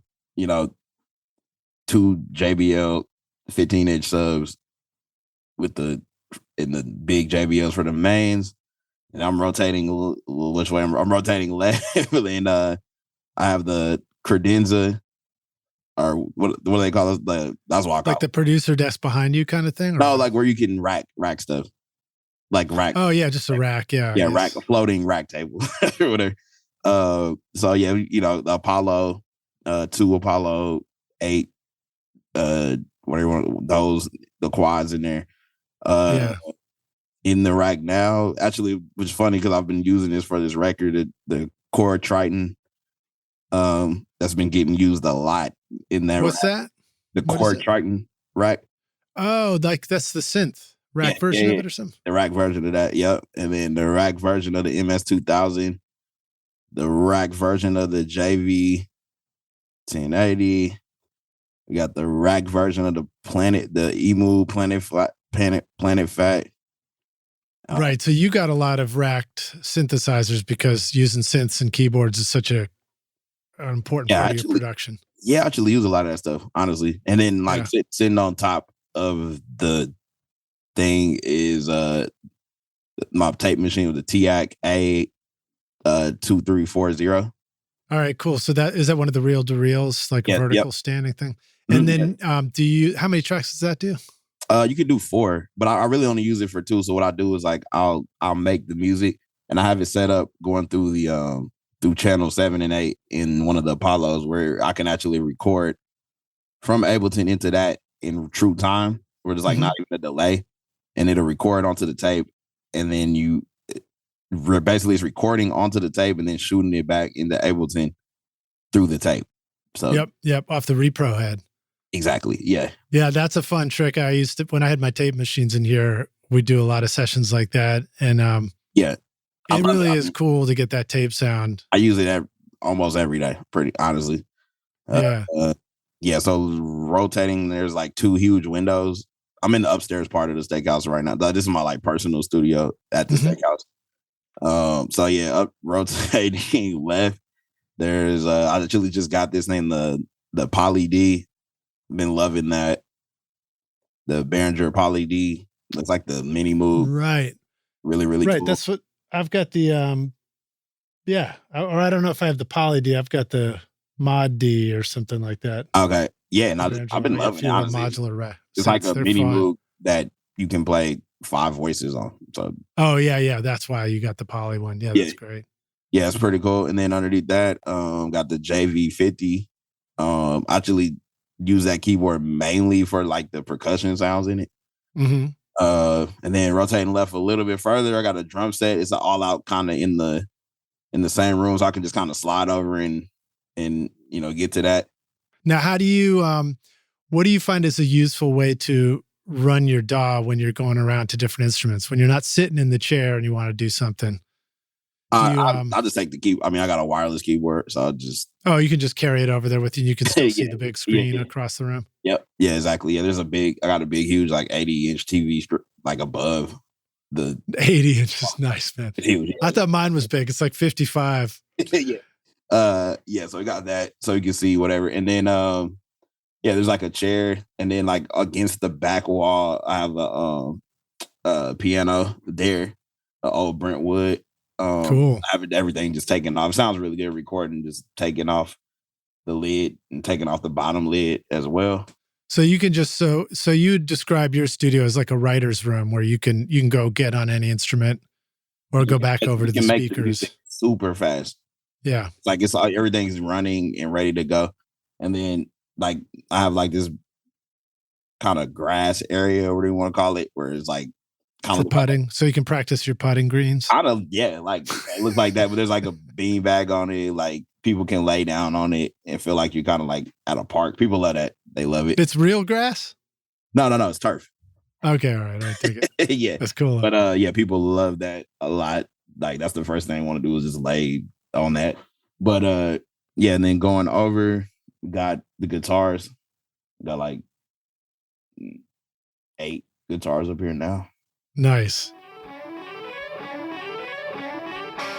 I am massively impressed with iZotope Ozone. I've been mastering a lot of my records recently, and Ozone makes it so easy for me to get a fantastic sound. The mastering assistant will help you get started by measuring your track and suggesting all the settings you need for a professional result based on the genre and EQ curve of your choice. You can even reference a specific song if you want, using simple yet sophisticated modules like clarity, impact, low-end focus, stabilizer, imager, exciter, and spectral shaping, along with powerful dynamic EQ, compression, and limiting. You simply adjust the settings to your own taste, and it sounds incredible. And the magic of master rebalance means you can reach into your mix at the mastering stage and manipulate the vocal, bass, and drums. My bandmates are pretty demanding of my mixes, but now when I send off the masters for approval and get comments back like, holy bleep, pristine, damn good mastering, crystal clear, you're a wizard, finally I love my singing, and the drums and bass sound huge,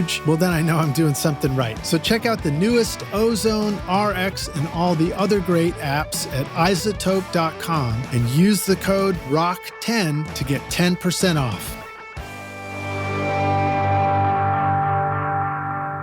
You said those are Steve Lukather's guitars or something like that? These are my good. Nah, these not these was like, yeah, these are like my like two others. They got the Fender acoustic, nylon, a Seagull acoustic, Fender. Now, what do you find the acoustics really useful for you guys in there? Is it more working out the songs and the ideas, or does the acoustic get recorded a lot? Both. Yeah, we definitely record it for sure. Yeah. Well, let's can we talk about some of the ways you like to record stuff? Yeah, of course. Yeah. All right, so let's go back to your first instrument, bass, electric bass. Yeah.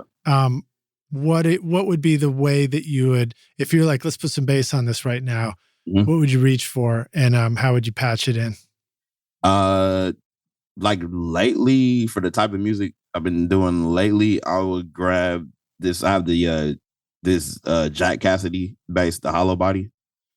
So I'll probably grab that and see what that sounds like first, and then honestly, like for me, I'm just going straight. I'm gonna plug it straight into the Apollo. Really Yeah, nice. 100%. Yeah, not even going to the Neves or none of that. I'm just going straight to the Apollo. And then on the inside of the Apollo, I'm gonna open up the Ampeg, the amp thing that comes with it. And then depending on what we're doing, there's a UAD has a their version of the Rev A, the of like basically like the blue stripe. Right. You know what I mean? So like I'll put that on there.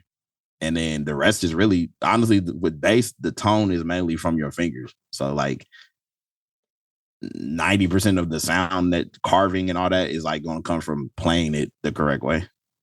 That's honestly any like honestly, there's like any history. Like if you have a master player, you really don't got to do anything. Like you just kind of EQ it or something. Yeah, but bass is such a critical one though, because Yeah, the first place, I mean, it's not always the first place, but one of the places that everybody would agree is a challenge in making a great sounding record is the low end. And, the bass is such a key player for that, whether it's a rock record or songwriter or a hip hop or whatever. yes, And once I got my speakers dialed in here, I got them worked with a designer. And for the first time ever, I've got like a really great sounding room for listening. But even before I did, I found that like, really intentionally playing the bass in the control room, it like gives you a massive amount of control on the way the song's going to sound. yeah. I mean, having a good, it's all of the like the one thing I think just from like now, like your ear, I feel like everybody's ear every couple of months, you hear and you understand things and it just kind of clicks for, you know what I'm saying? Like now you can understand and one thing that clicked for me in the last maybe 2 years, like a little bit longer than that, like before COVID, like is like just really, instead of like trying to do all this like extra stuff, just recording stuff the correct way first. Yeah. It will change. It just changes so much. Like it's just like, okay, like the bass, I got that down. Like I know how to almost get a tone out of it just from, well, this is like, okay, if we're doing the piano, like record it, like really spend some time on like, okay, if we move the mic 7 inches closer, it's a completely different sound that we might have to try to EQ or like raise up, instead of just like focusing for like 10 or 15 more extra minutes on trying to make it sound good without anything on it. You know what I mean? Yeah. Well, so let me go back to bass for just one sec, and I want to talk about piano too. But with bass, you can plug in and you're hearing the bass come out of the speakers, and you can make a judgment call right there. What about, and you also work on a real variety of music. So like, do you find that it's some situations playing the bass, it's easier to get the right call, and some situations you might not know till like more guitars are layered on and that kind of thing? Yeah, like definitely. Like if I'm doing a rock record, I already know the chain of events, how it's going. You know what I'm saying? So it's like, like if we're because nowadays people feel more comfortable. Like there's a lot of gear up here. Honestly, like there's a lot of stuff up here, but like it's still not as much as like the downstairs, like the our like our A rooms. So it's like you don't have that pressure of feeling like, you know what I mean? So like when we're doing a rock record, I'll do, I don't even record the drums or nothing like upstairs, just get the main riff and all of that down, because I know like for a fact that the minimum we're gonna have to go downstairs to the A room, reamp whatever through the Kemper or something. Like we're gonna have to reamp everything to get it to the sonics that it needs to be at. Right. So upstairs, you're just trying to get the idea dialed in. We're getting for a rock record for sure. We're just getting the ideals kind of dialed in and whatever. And then once we go, we'll put the drums downstairs and like really like have those sound in the way, running through everything. You know what I mean? Yeah. I don't think all music has to be demo and then master recording, demo first, master recording second. But yeah. I also think it's really important to know which parts of making a record can be that way and should be that way, and like free you up in the moment. Like, okay, we can just get the idea, knowing that we can redo this part and make it sound more right later. People are totally down with it because they know the vibe. They come to this studio and they see it's like, dang, like, wait, there's like another part of this. Like, this is already crazy because we can do it up here if we had to. You know what I mean? But like when we go downstairs and they see everything, they're like, oh, okay, wow. Like, you know what I'm saying? It's like, yeah, like, because I'm just a big advocate on that. And like I said, it goes back to the point, Dominique, you'll never hear Dominique Sanders programmed drums on a rock record that I'm doing. Like, I'm not even going to waste my time trying to do it. There's no point, because why would I do that when I can just call so-and-so and just record it and it's going to be the vibe. You know what I'm saying? Right. So there's no point of us even doing it. Like, you know what I mean? Like, let's stop. I tell you, let's stop here. We got the idea. The record is fire. Let's schedule a time, a day. We'll go downstairs and we'll finish the record, and we'll do another one after that. I like it. So Dom, you said a couple of things. One is, you might be cutting bass and getting the tone right. And that could be happening up in your space. And you also said you were using a pair of NS10s from Rick. Talk to us a little bit about monitoring, and like, do you mess with a sub in the studio? Do you find it's useful to just not use a sub? Yeah. What are your thoughts about that? And how do you have to, for what I'm doing, like the sub? Yeah, but I have a control, the what's this thing called? The PreSonus monitor station. Mm-hmm. Whatever, the big. So you can turn the sub on and exactly, off. Yeah, I can turn it off. I can turn the amount, so I can switch between the NS10s and the mains. You know what I'm saying? Yeah. For me, I'm just like I just have to, like, so much music now that is like, it's almost impossible. Like you would be very hard to like even mix a modern record without some type of sub reference. Mm-hmm. You know what I'm saying? Like, well, especially like the hip hop stuff where 808 is a key player. Yeah, like I don't care like how good your NS10s or whatever. Like, it's just like, it's gonna be tricky. You know what I mean? So like some type of sub reference to, like, you have to have it.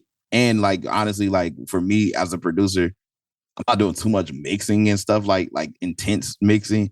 So like all I'm doing is creating a vibe. So like the vibe is hearing the music loud. That's the vibe. Like, you know what I'm saying? So yeah, that's my main job, is to create a vibe. What are the main speakers that you use? For like this room, I'll say this room where I'm so there's actually like, so there's like a main room, and then I have up in the back there's another mixing room, and then there's like 3 rooms in this studio. The main room that I have, kind of like where people we actually kind of are mainly, I'm gonna guess like it's probably like 50 feet by like.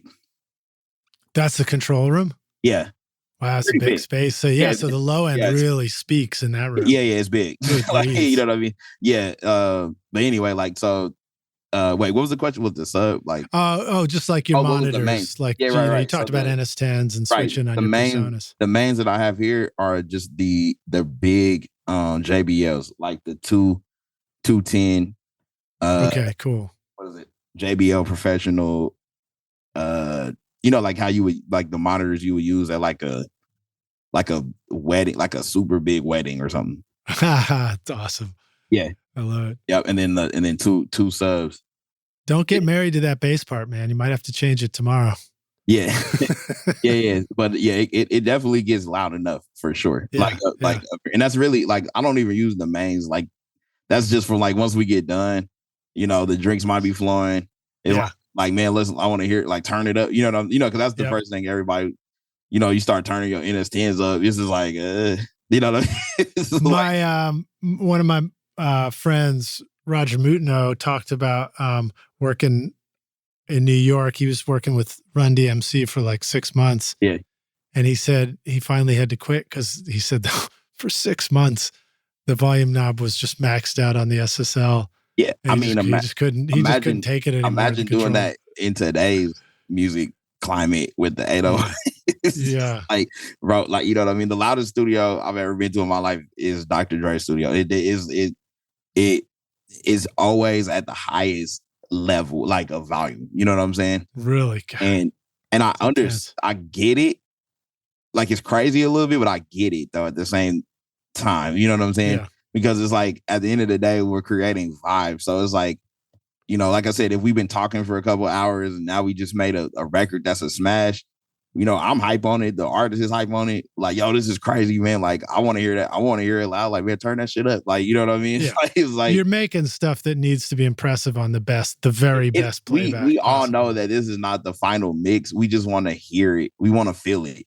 So it's like, I'm like, you don't even have to get nothing. I don't have Asperger. Like, Asperger's that'd be ridiculous. Like, the speakers that I have up here now, and mind you, at the studio that we're at, it was created to be a studio.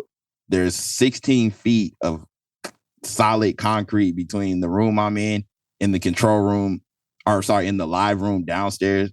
And every once in a while, like Sam downstairs, he might be like, hey man, could you like cut this up for like 20 seconds? I just got to record this. You know what I mean? So that's not even with Asperger. So it's loud. Like, you know what I mean? Like, whenever we turn the mains up all the way in the subs and all that, is more than loud enough for people to be excited. You know what I'm saying? Right on.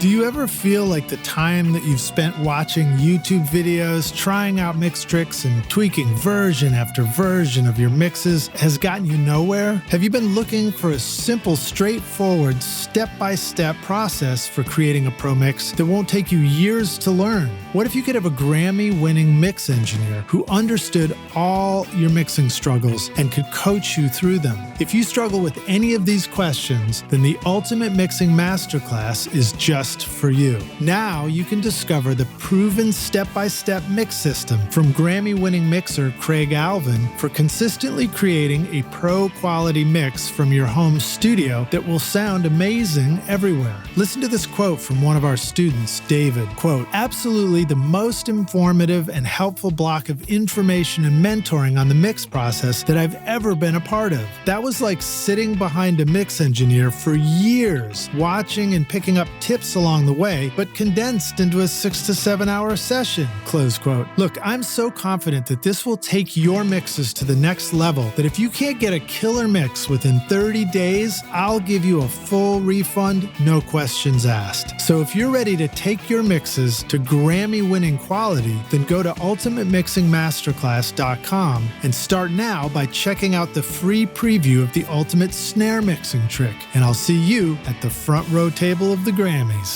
Cheers. All right, I'm just going to look at, I already forgot what, I had something queued up in my brain, but I'm just going to look at my questions. So, you know, a ton of different records you've worked on. You know, I wrote down notes about Wraith with Chance the Rapper. Yeah. It's like big ass kick plus bass. And I was just sort of curious if you wanted to talk about how do those two things live together. I feel like when I came from a world of making rock records, and when I got curious about making, you know, things that were more like EDM or hip hop leaning, I had to relearn how to think about the kick drum. You know, it's not even necessarily a drum. It's like a, you know, 808 or something. Yeah. And the bass guitar. And, you know, I started to discover like, oh, you just hear both at full volume, full frequency all the time. They like, there's trade-offs that happen and stuff. And so talk a little bit about that. Like, how does the thump, the low end go together with like long notes on a bass guitar, anything that comes to mind? I mean, like I think most people have it in hip hop. Most people, you know, nowadays, you would assume that the 808 is the most dominant or whatever thing in hip hop. And I would always say that it's second or third to the kick. Like, it's always been like a hard kick is like that's what hip hop is. Like, you know what I'm saying? Like, there's nothing soft about like, you know what I'm saying? Like, that's the thing that hits you in the chest. It has to have that, because even the 808s have kicks in them now. So like, there's 808s where like you might not have a kick hitting with the 808, but there's a kick in the sample of the 808 that makes it hit like in a kick way. You know what I mean? And is it fair that we even use the term 808 anymore? Is that like saying Frisbee, you know, when there's like 10 different brands? I mean, does it always come from an 808 original, you know, at first? And I mean 808 sort of means like the long bass. Exactly. Yeah. 808 doesn't mean like rolling TR 808 no more. Like, you know what I'm saying? Yeah, but it just means a loud bass sound. That's what it means now. You know what I'm saying? Yeah.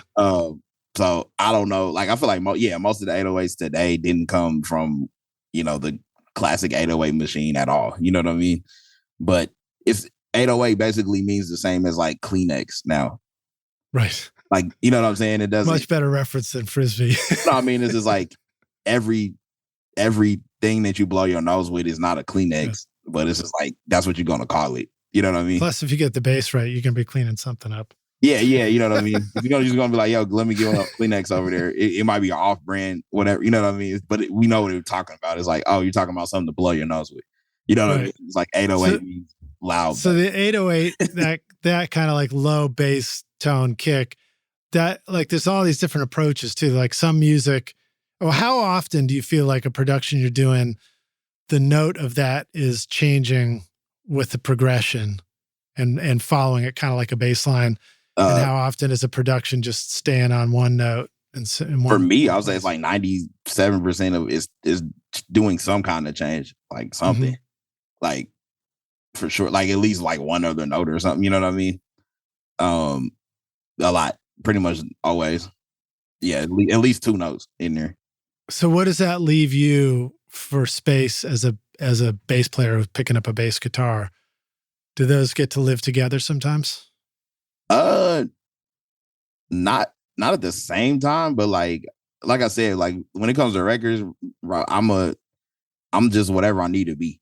So it's like if I'm doing the record and like I said, Chance the Rapper's pulling up, or I'm doing a record with, you know, with Tech or Jay Stone or something, and I know they want hard hip hop, unless it's like the samples leading to me being the bass player guy or adding bass to it, I'm not even going to pick.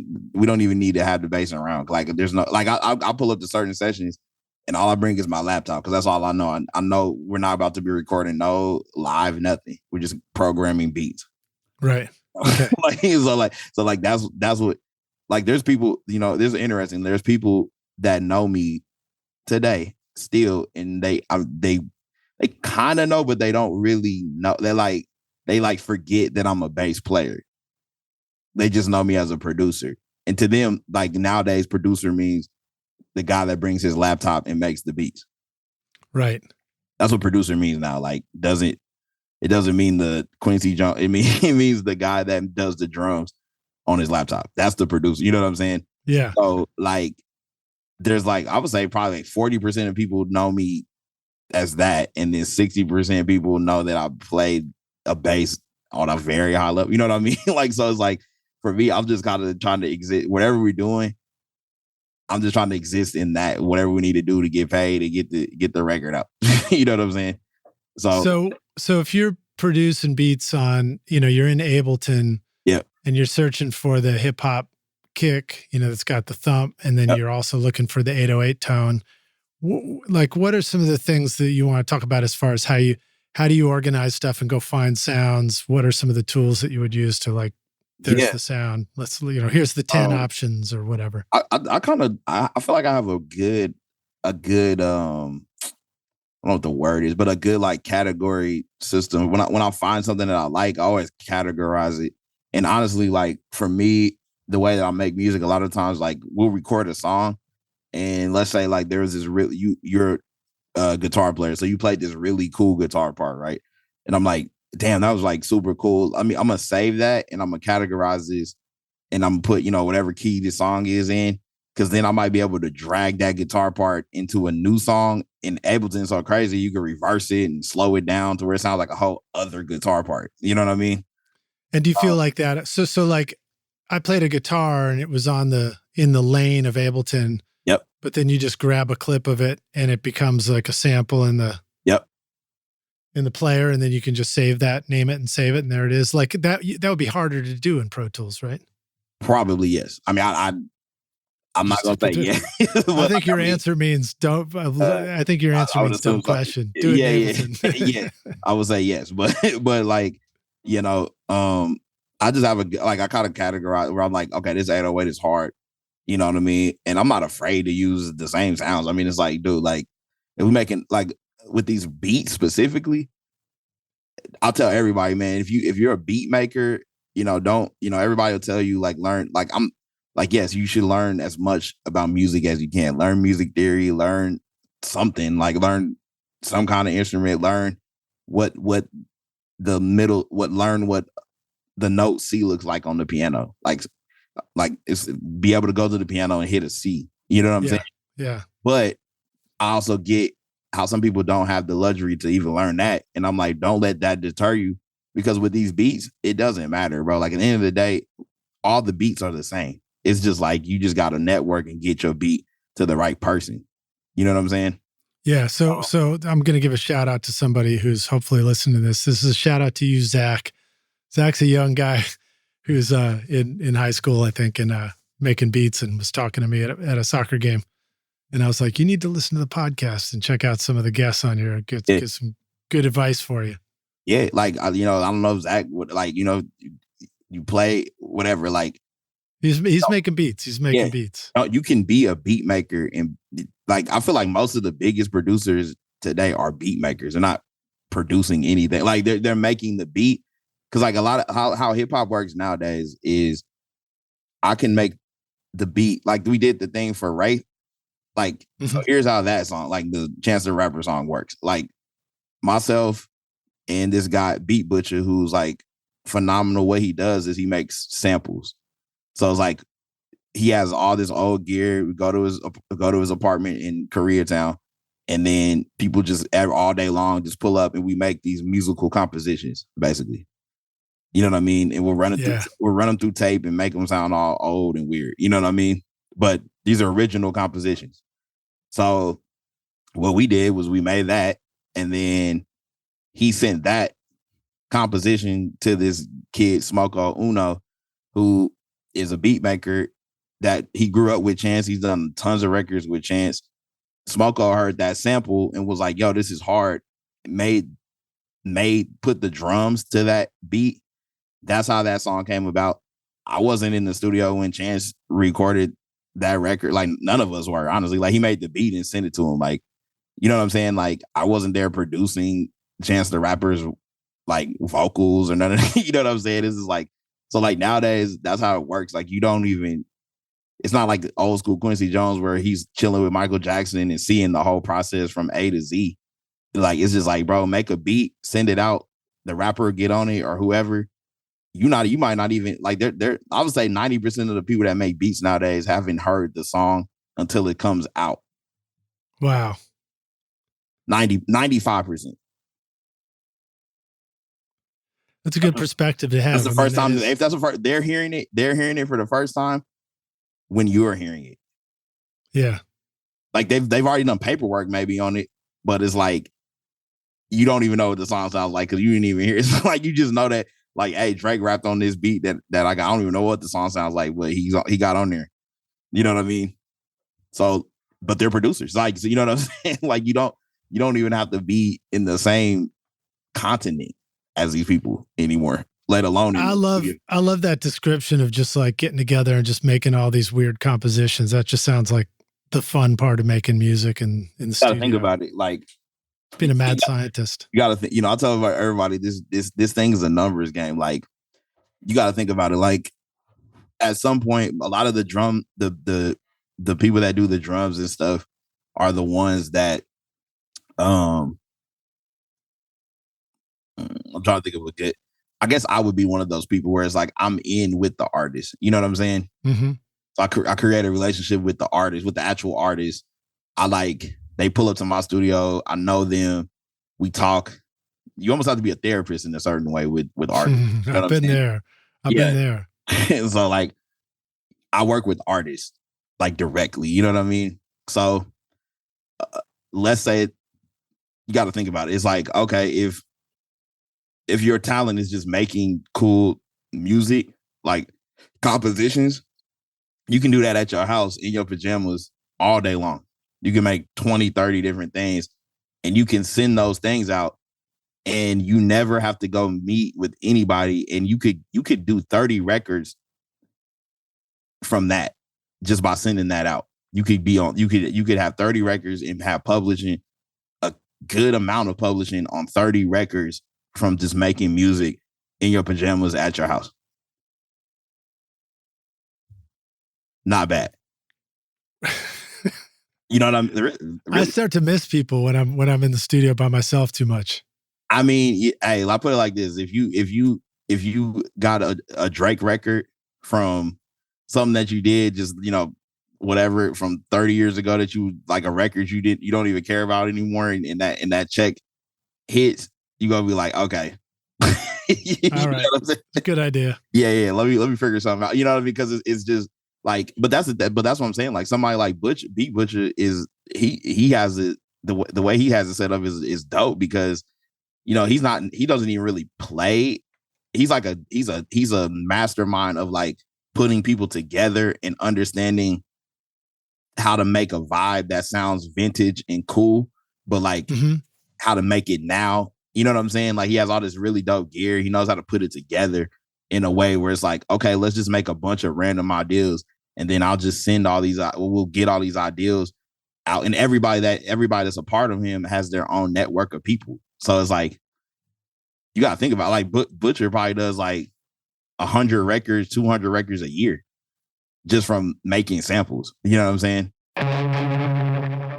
This podcast is proud to present Recording Studio Rockstars Academy. Are you ready to take your recording, mixing, and mastering to the next level and make your best record ever? Then visit the Academy to find the course that's right for you. Want to record killer drums in your home studio? Then check out Rockstars of Drums to learn how to record, edit, and mix pro-sounding drums with a professional Nashville session drummer in a Grammy-winning studio. Or if you're ready to start mastering your own records at home, then check out Rockstars of Mastering, where I walk you through exactly how I master my own records using nothing but plugins. Plus, I take you into a world-class mastering studio, Sterling Sound, to meet with Ryan Smith and hear how he professionally mastered my record, Skadoosh, for release to streaming platforms. That's the music you hear on this podcast, Rockstars. And if mixing is your focus, then check out my free mixing course, Mix Master Bundle, where I show you how to mix using stock and free plugins in Pro Tools. Plus, you get a look at how I recorded everything in my studio and multi-track downloads for you to practice mixing and even upload to your website if you want. Are you ready to make your best record ever? Then go to recordingstudiorockstars.com/academy to get started now. Yeah, I think that sounds really cool. And if I say that back to you, he's got the studio and the environment and the setup where he can bring people together. You guys are making music without a map. You're just going for maybe there's a little bit of a not really.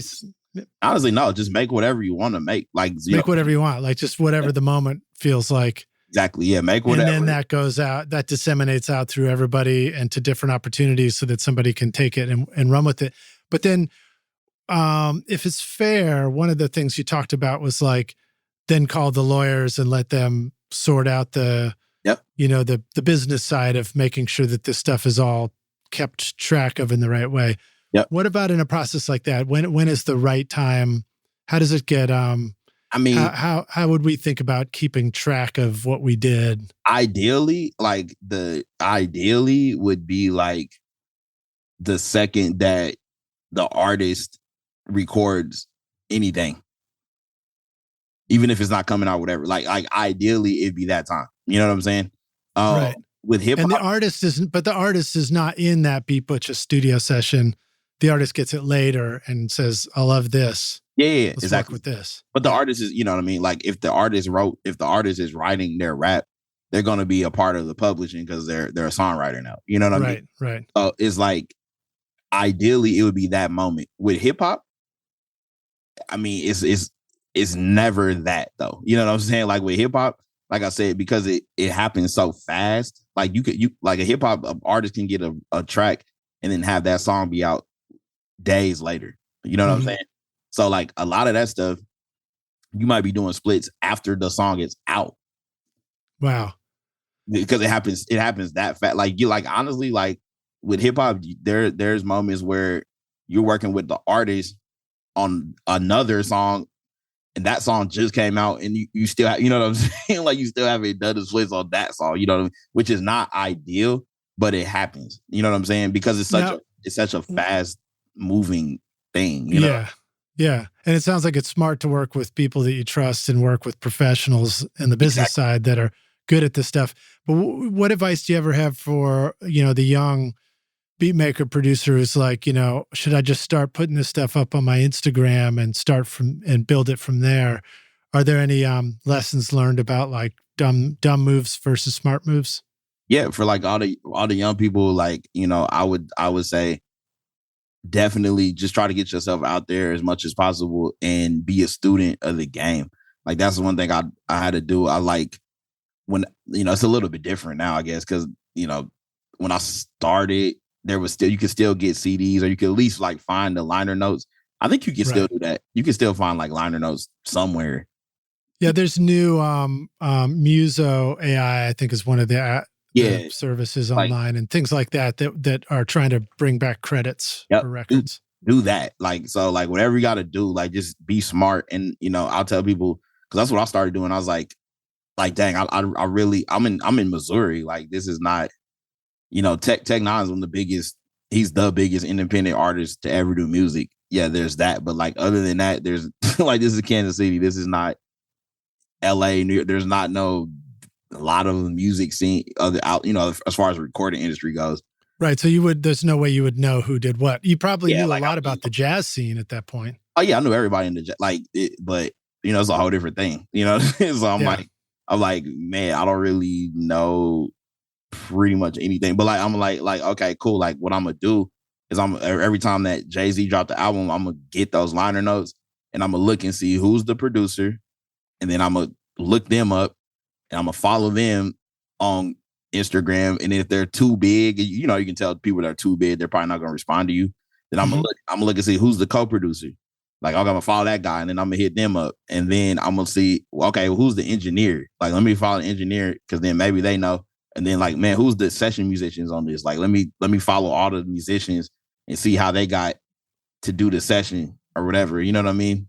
And don't forget about the assistant engineer and the runner at the studio. If you could find out who those people are. All of those people, like literally, like I like went in, and then you start seeing certain people's names that you don't necessarily know, but you just see their names like on a lot of different stuff, and you're like, dang, like, okay, this person is doing a lot. Like, you know what I'm saying? Like, let me so like check this out, Dom. The interview I did just before this, so they'll probably come out in that same order, is with Steve Genowick, who mixes at Capitol, and one of the records that he did, you'll really appreciate. He did the Atmos mix of Kind of Blue.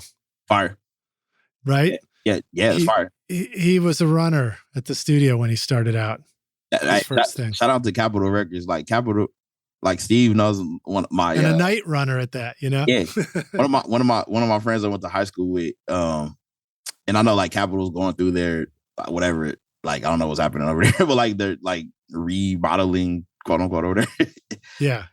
But yeah, one of my guys I went to high school with is a engineer over there too. This dude Jeff Fitzpatrick. And Capitol, like that wasn't in the story earlier, but it's a true story. Like Capitol, when I first came back to LA, I didn't have a studio, and me and Jeff went to high school, and I was using Capitol Studio. He was letting me use that whenever nobody was there. So I was just like, I was pulling up the Capitol like every day. And during that time, John Mayer was downstairs recording. I can't remember what album it was, but I think it wasn't that long ago. So like one of his fairly newer albums. So it was like John, Pino was there, Steve Jordan, that whole crew. And nice. I was like there. I was there like there somewhat. Like John, he literally like he saw me in the hall. He's like, "Yo, like who are you? I was like, oh, Dominique. He's like, man, I've been seeing you like over here, like what you working on? And then I was just like, man, I'm not much, man. I'm just up here like making beats. And he's like, he's like, what? Like, how are you like here making beats in the like in the main room and like upstairs everywhere? It was just like a funny like time. That was like before I even had a studio out here. So like, yeah. Did you try out the chambers when you were making beats? I did go down to the chamber. I didn't use them though. I didn't use. I'm messing around with the EMT. They have the original like the plug-in now. Yeah. Well, they have the actual plates. Yeah, the R2D2 looking thing. Like, yeah, that thing's cool. Yeah, they have one of those, and then they obviously had the Fairchild. I didn't never use that, but yeah, shout out to Capitol, man. Like, really good people over there. I like them a lot. That's awesome, dude. Yeah. Well, man, it's been really fun hanging out with you, dude. I love hearing all your stories and stuff, and I can definitely tell that your vibe would be a lot of fun in the studio. So thank you for doing the podcast with us. I've got a closing question for you. This one's hypothetical, but I like to ask it of all our guests. We could take the Wayback Studio machine. You go back in time and you find young Dom, working on his upright, and probably saying like, man, why does this hurt my fingers so much? Yeah. And you say, listen, I'll come back to give you this one bit of advice. Here's the single most important thing you need to know to be a rock star of the studio yourself one day. If you could go back and give yourself some advice, what advice would you like to go back and give yourself? That's a good question. I think the biggest advice I would give to my, I don't know, I guess how old himself, but like, that's your call. Okay, yeah, like which version of Don really needed a good talking to? Yeah, I would say like 19 is to do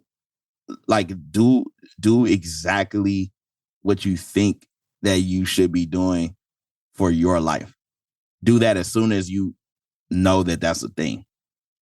Some people still have to figure it out, but like if you know exactly what you should want to do for your own personal life and don't worry about what everybody else wants you to do and all that, like just do that.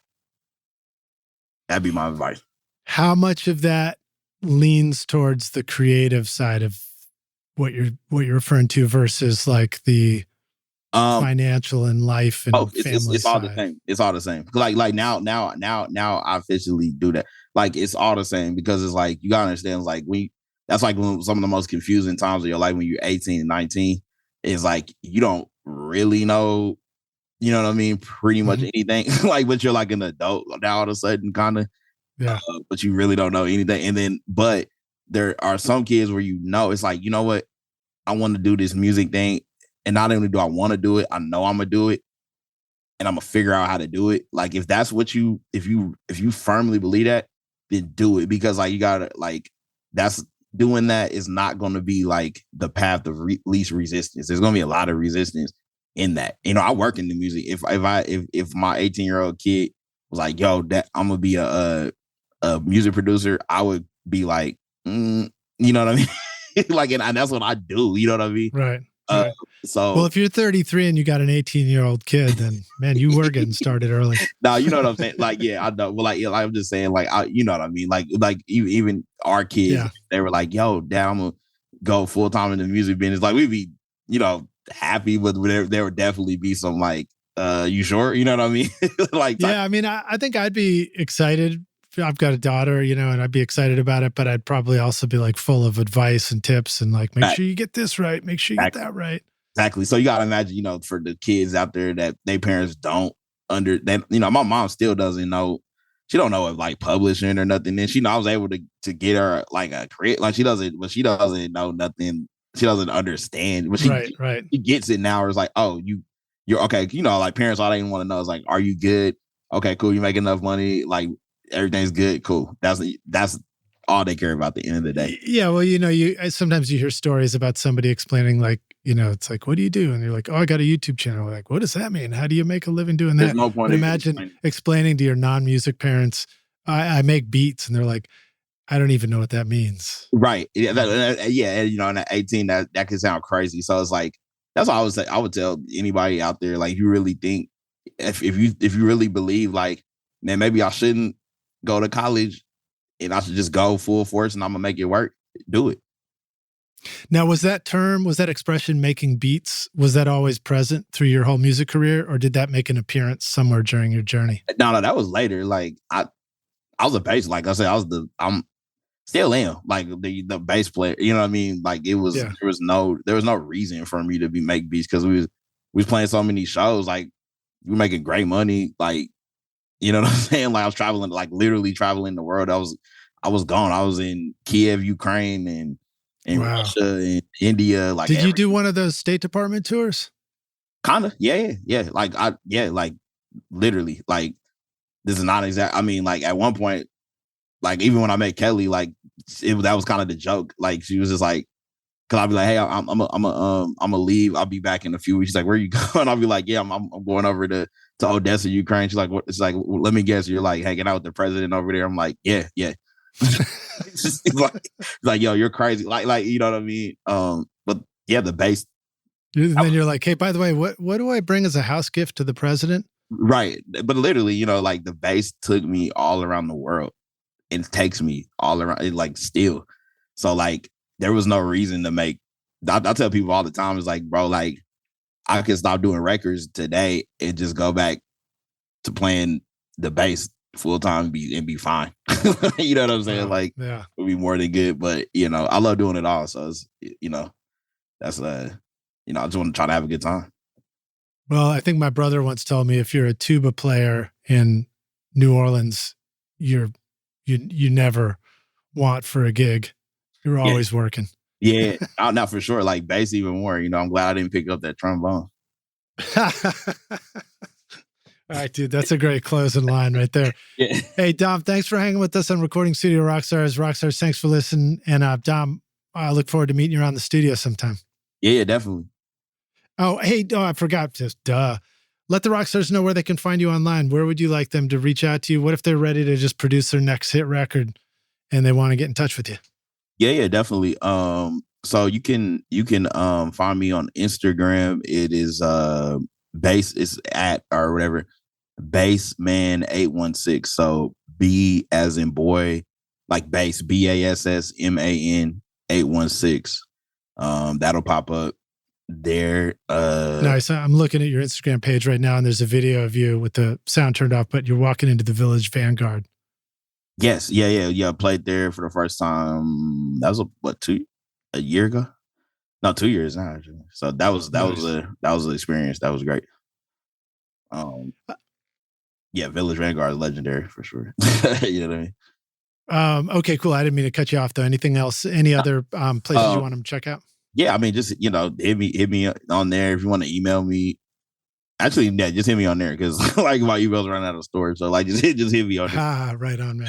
And then Rockstars, just a reminder, we'll have links to all this in the show notes, including Dom's playlist. And please do go check that out because some really great sounding records and an awesome variety of stuff. And if you're, you know, if you make hip hop, you're going to love it. If you don't, and you're curious, you're going to love it because there's a lot of great sounds in there.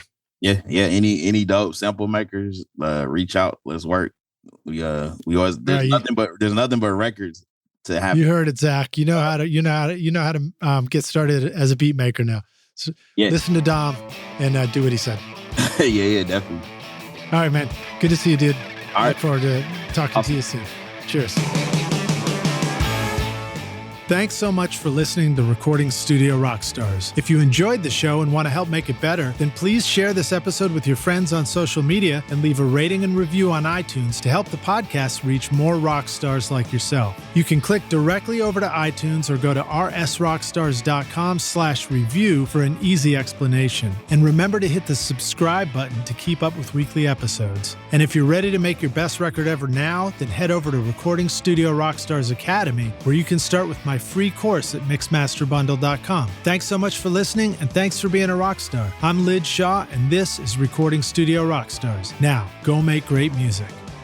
Recording Studio Rockstars would like to give a big thank you to our amazing sponsors who help make this episode possible. Lewitt, Grace Design, Adam Audio, Native Instruments, and Isotope. And remember, at isotope.com and nativeinstruments.com, use the coupon code ROCK10 for 10% off any plugin purchase. If you enjoyed Recording Studio Rockstars, then please check out our sponsors using the links in our show notes below, because it's a great way to help support this show. These are all things I highly recommend for your studio because they're going to help you make your best record ever. I would also like to thank our fantastic team here at Recording Studio Rockstars, Vlad Wasilchenko, Braden Stremming, and Liz Hulitskaya. Thanks so much for listening, Rockstars, and we'll see you in the next episode. Cheers.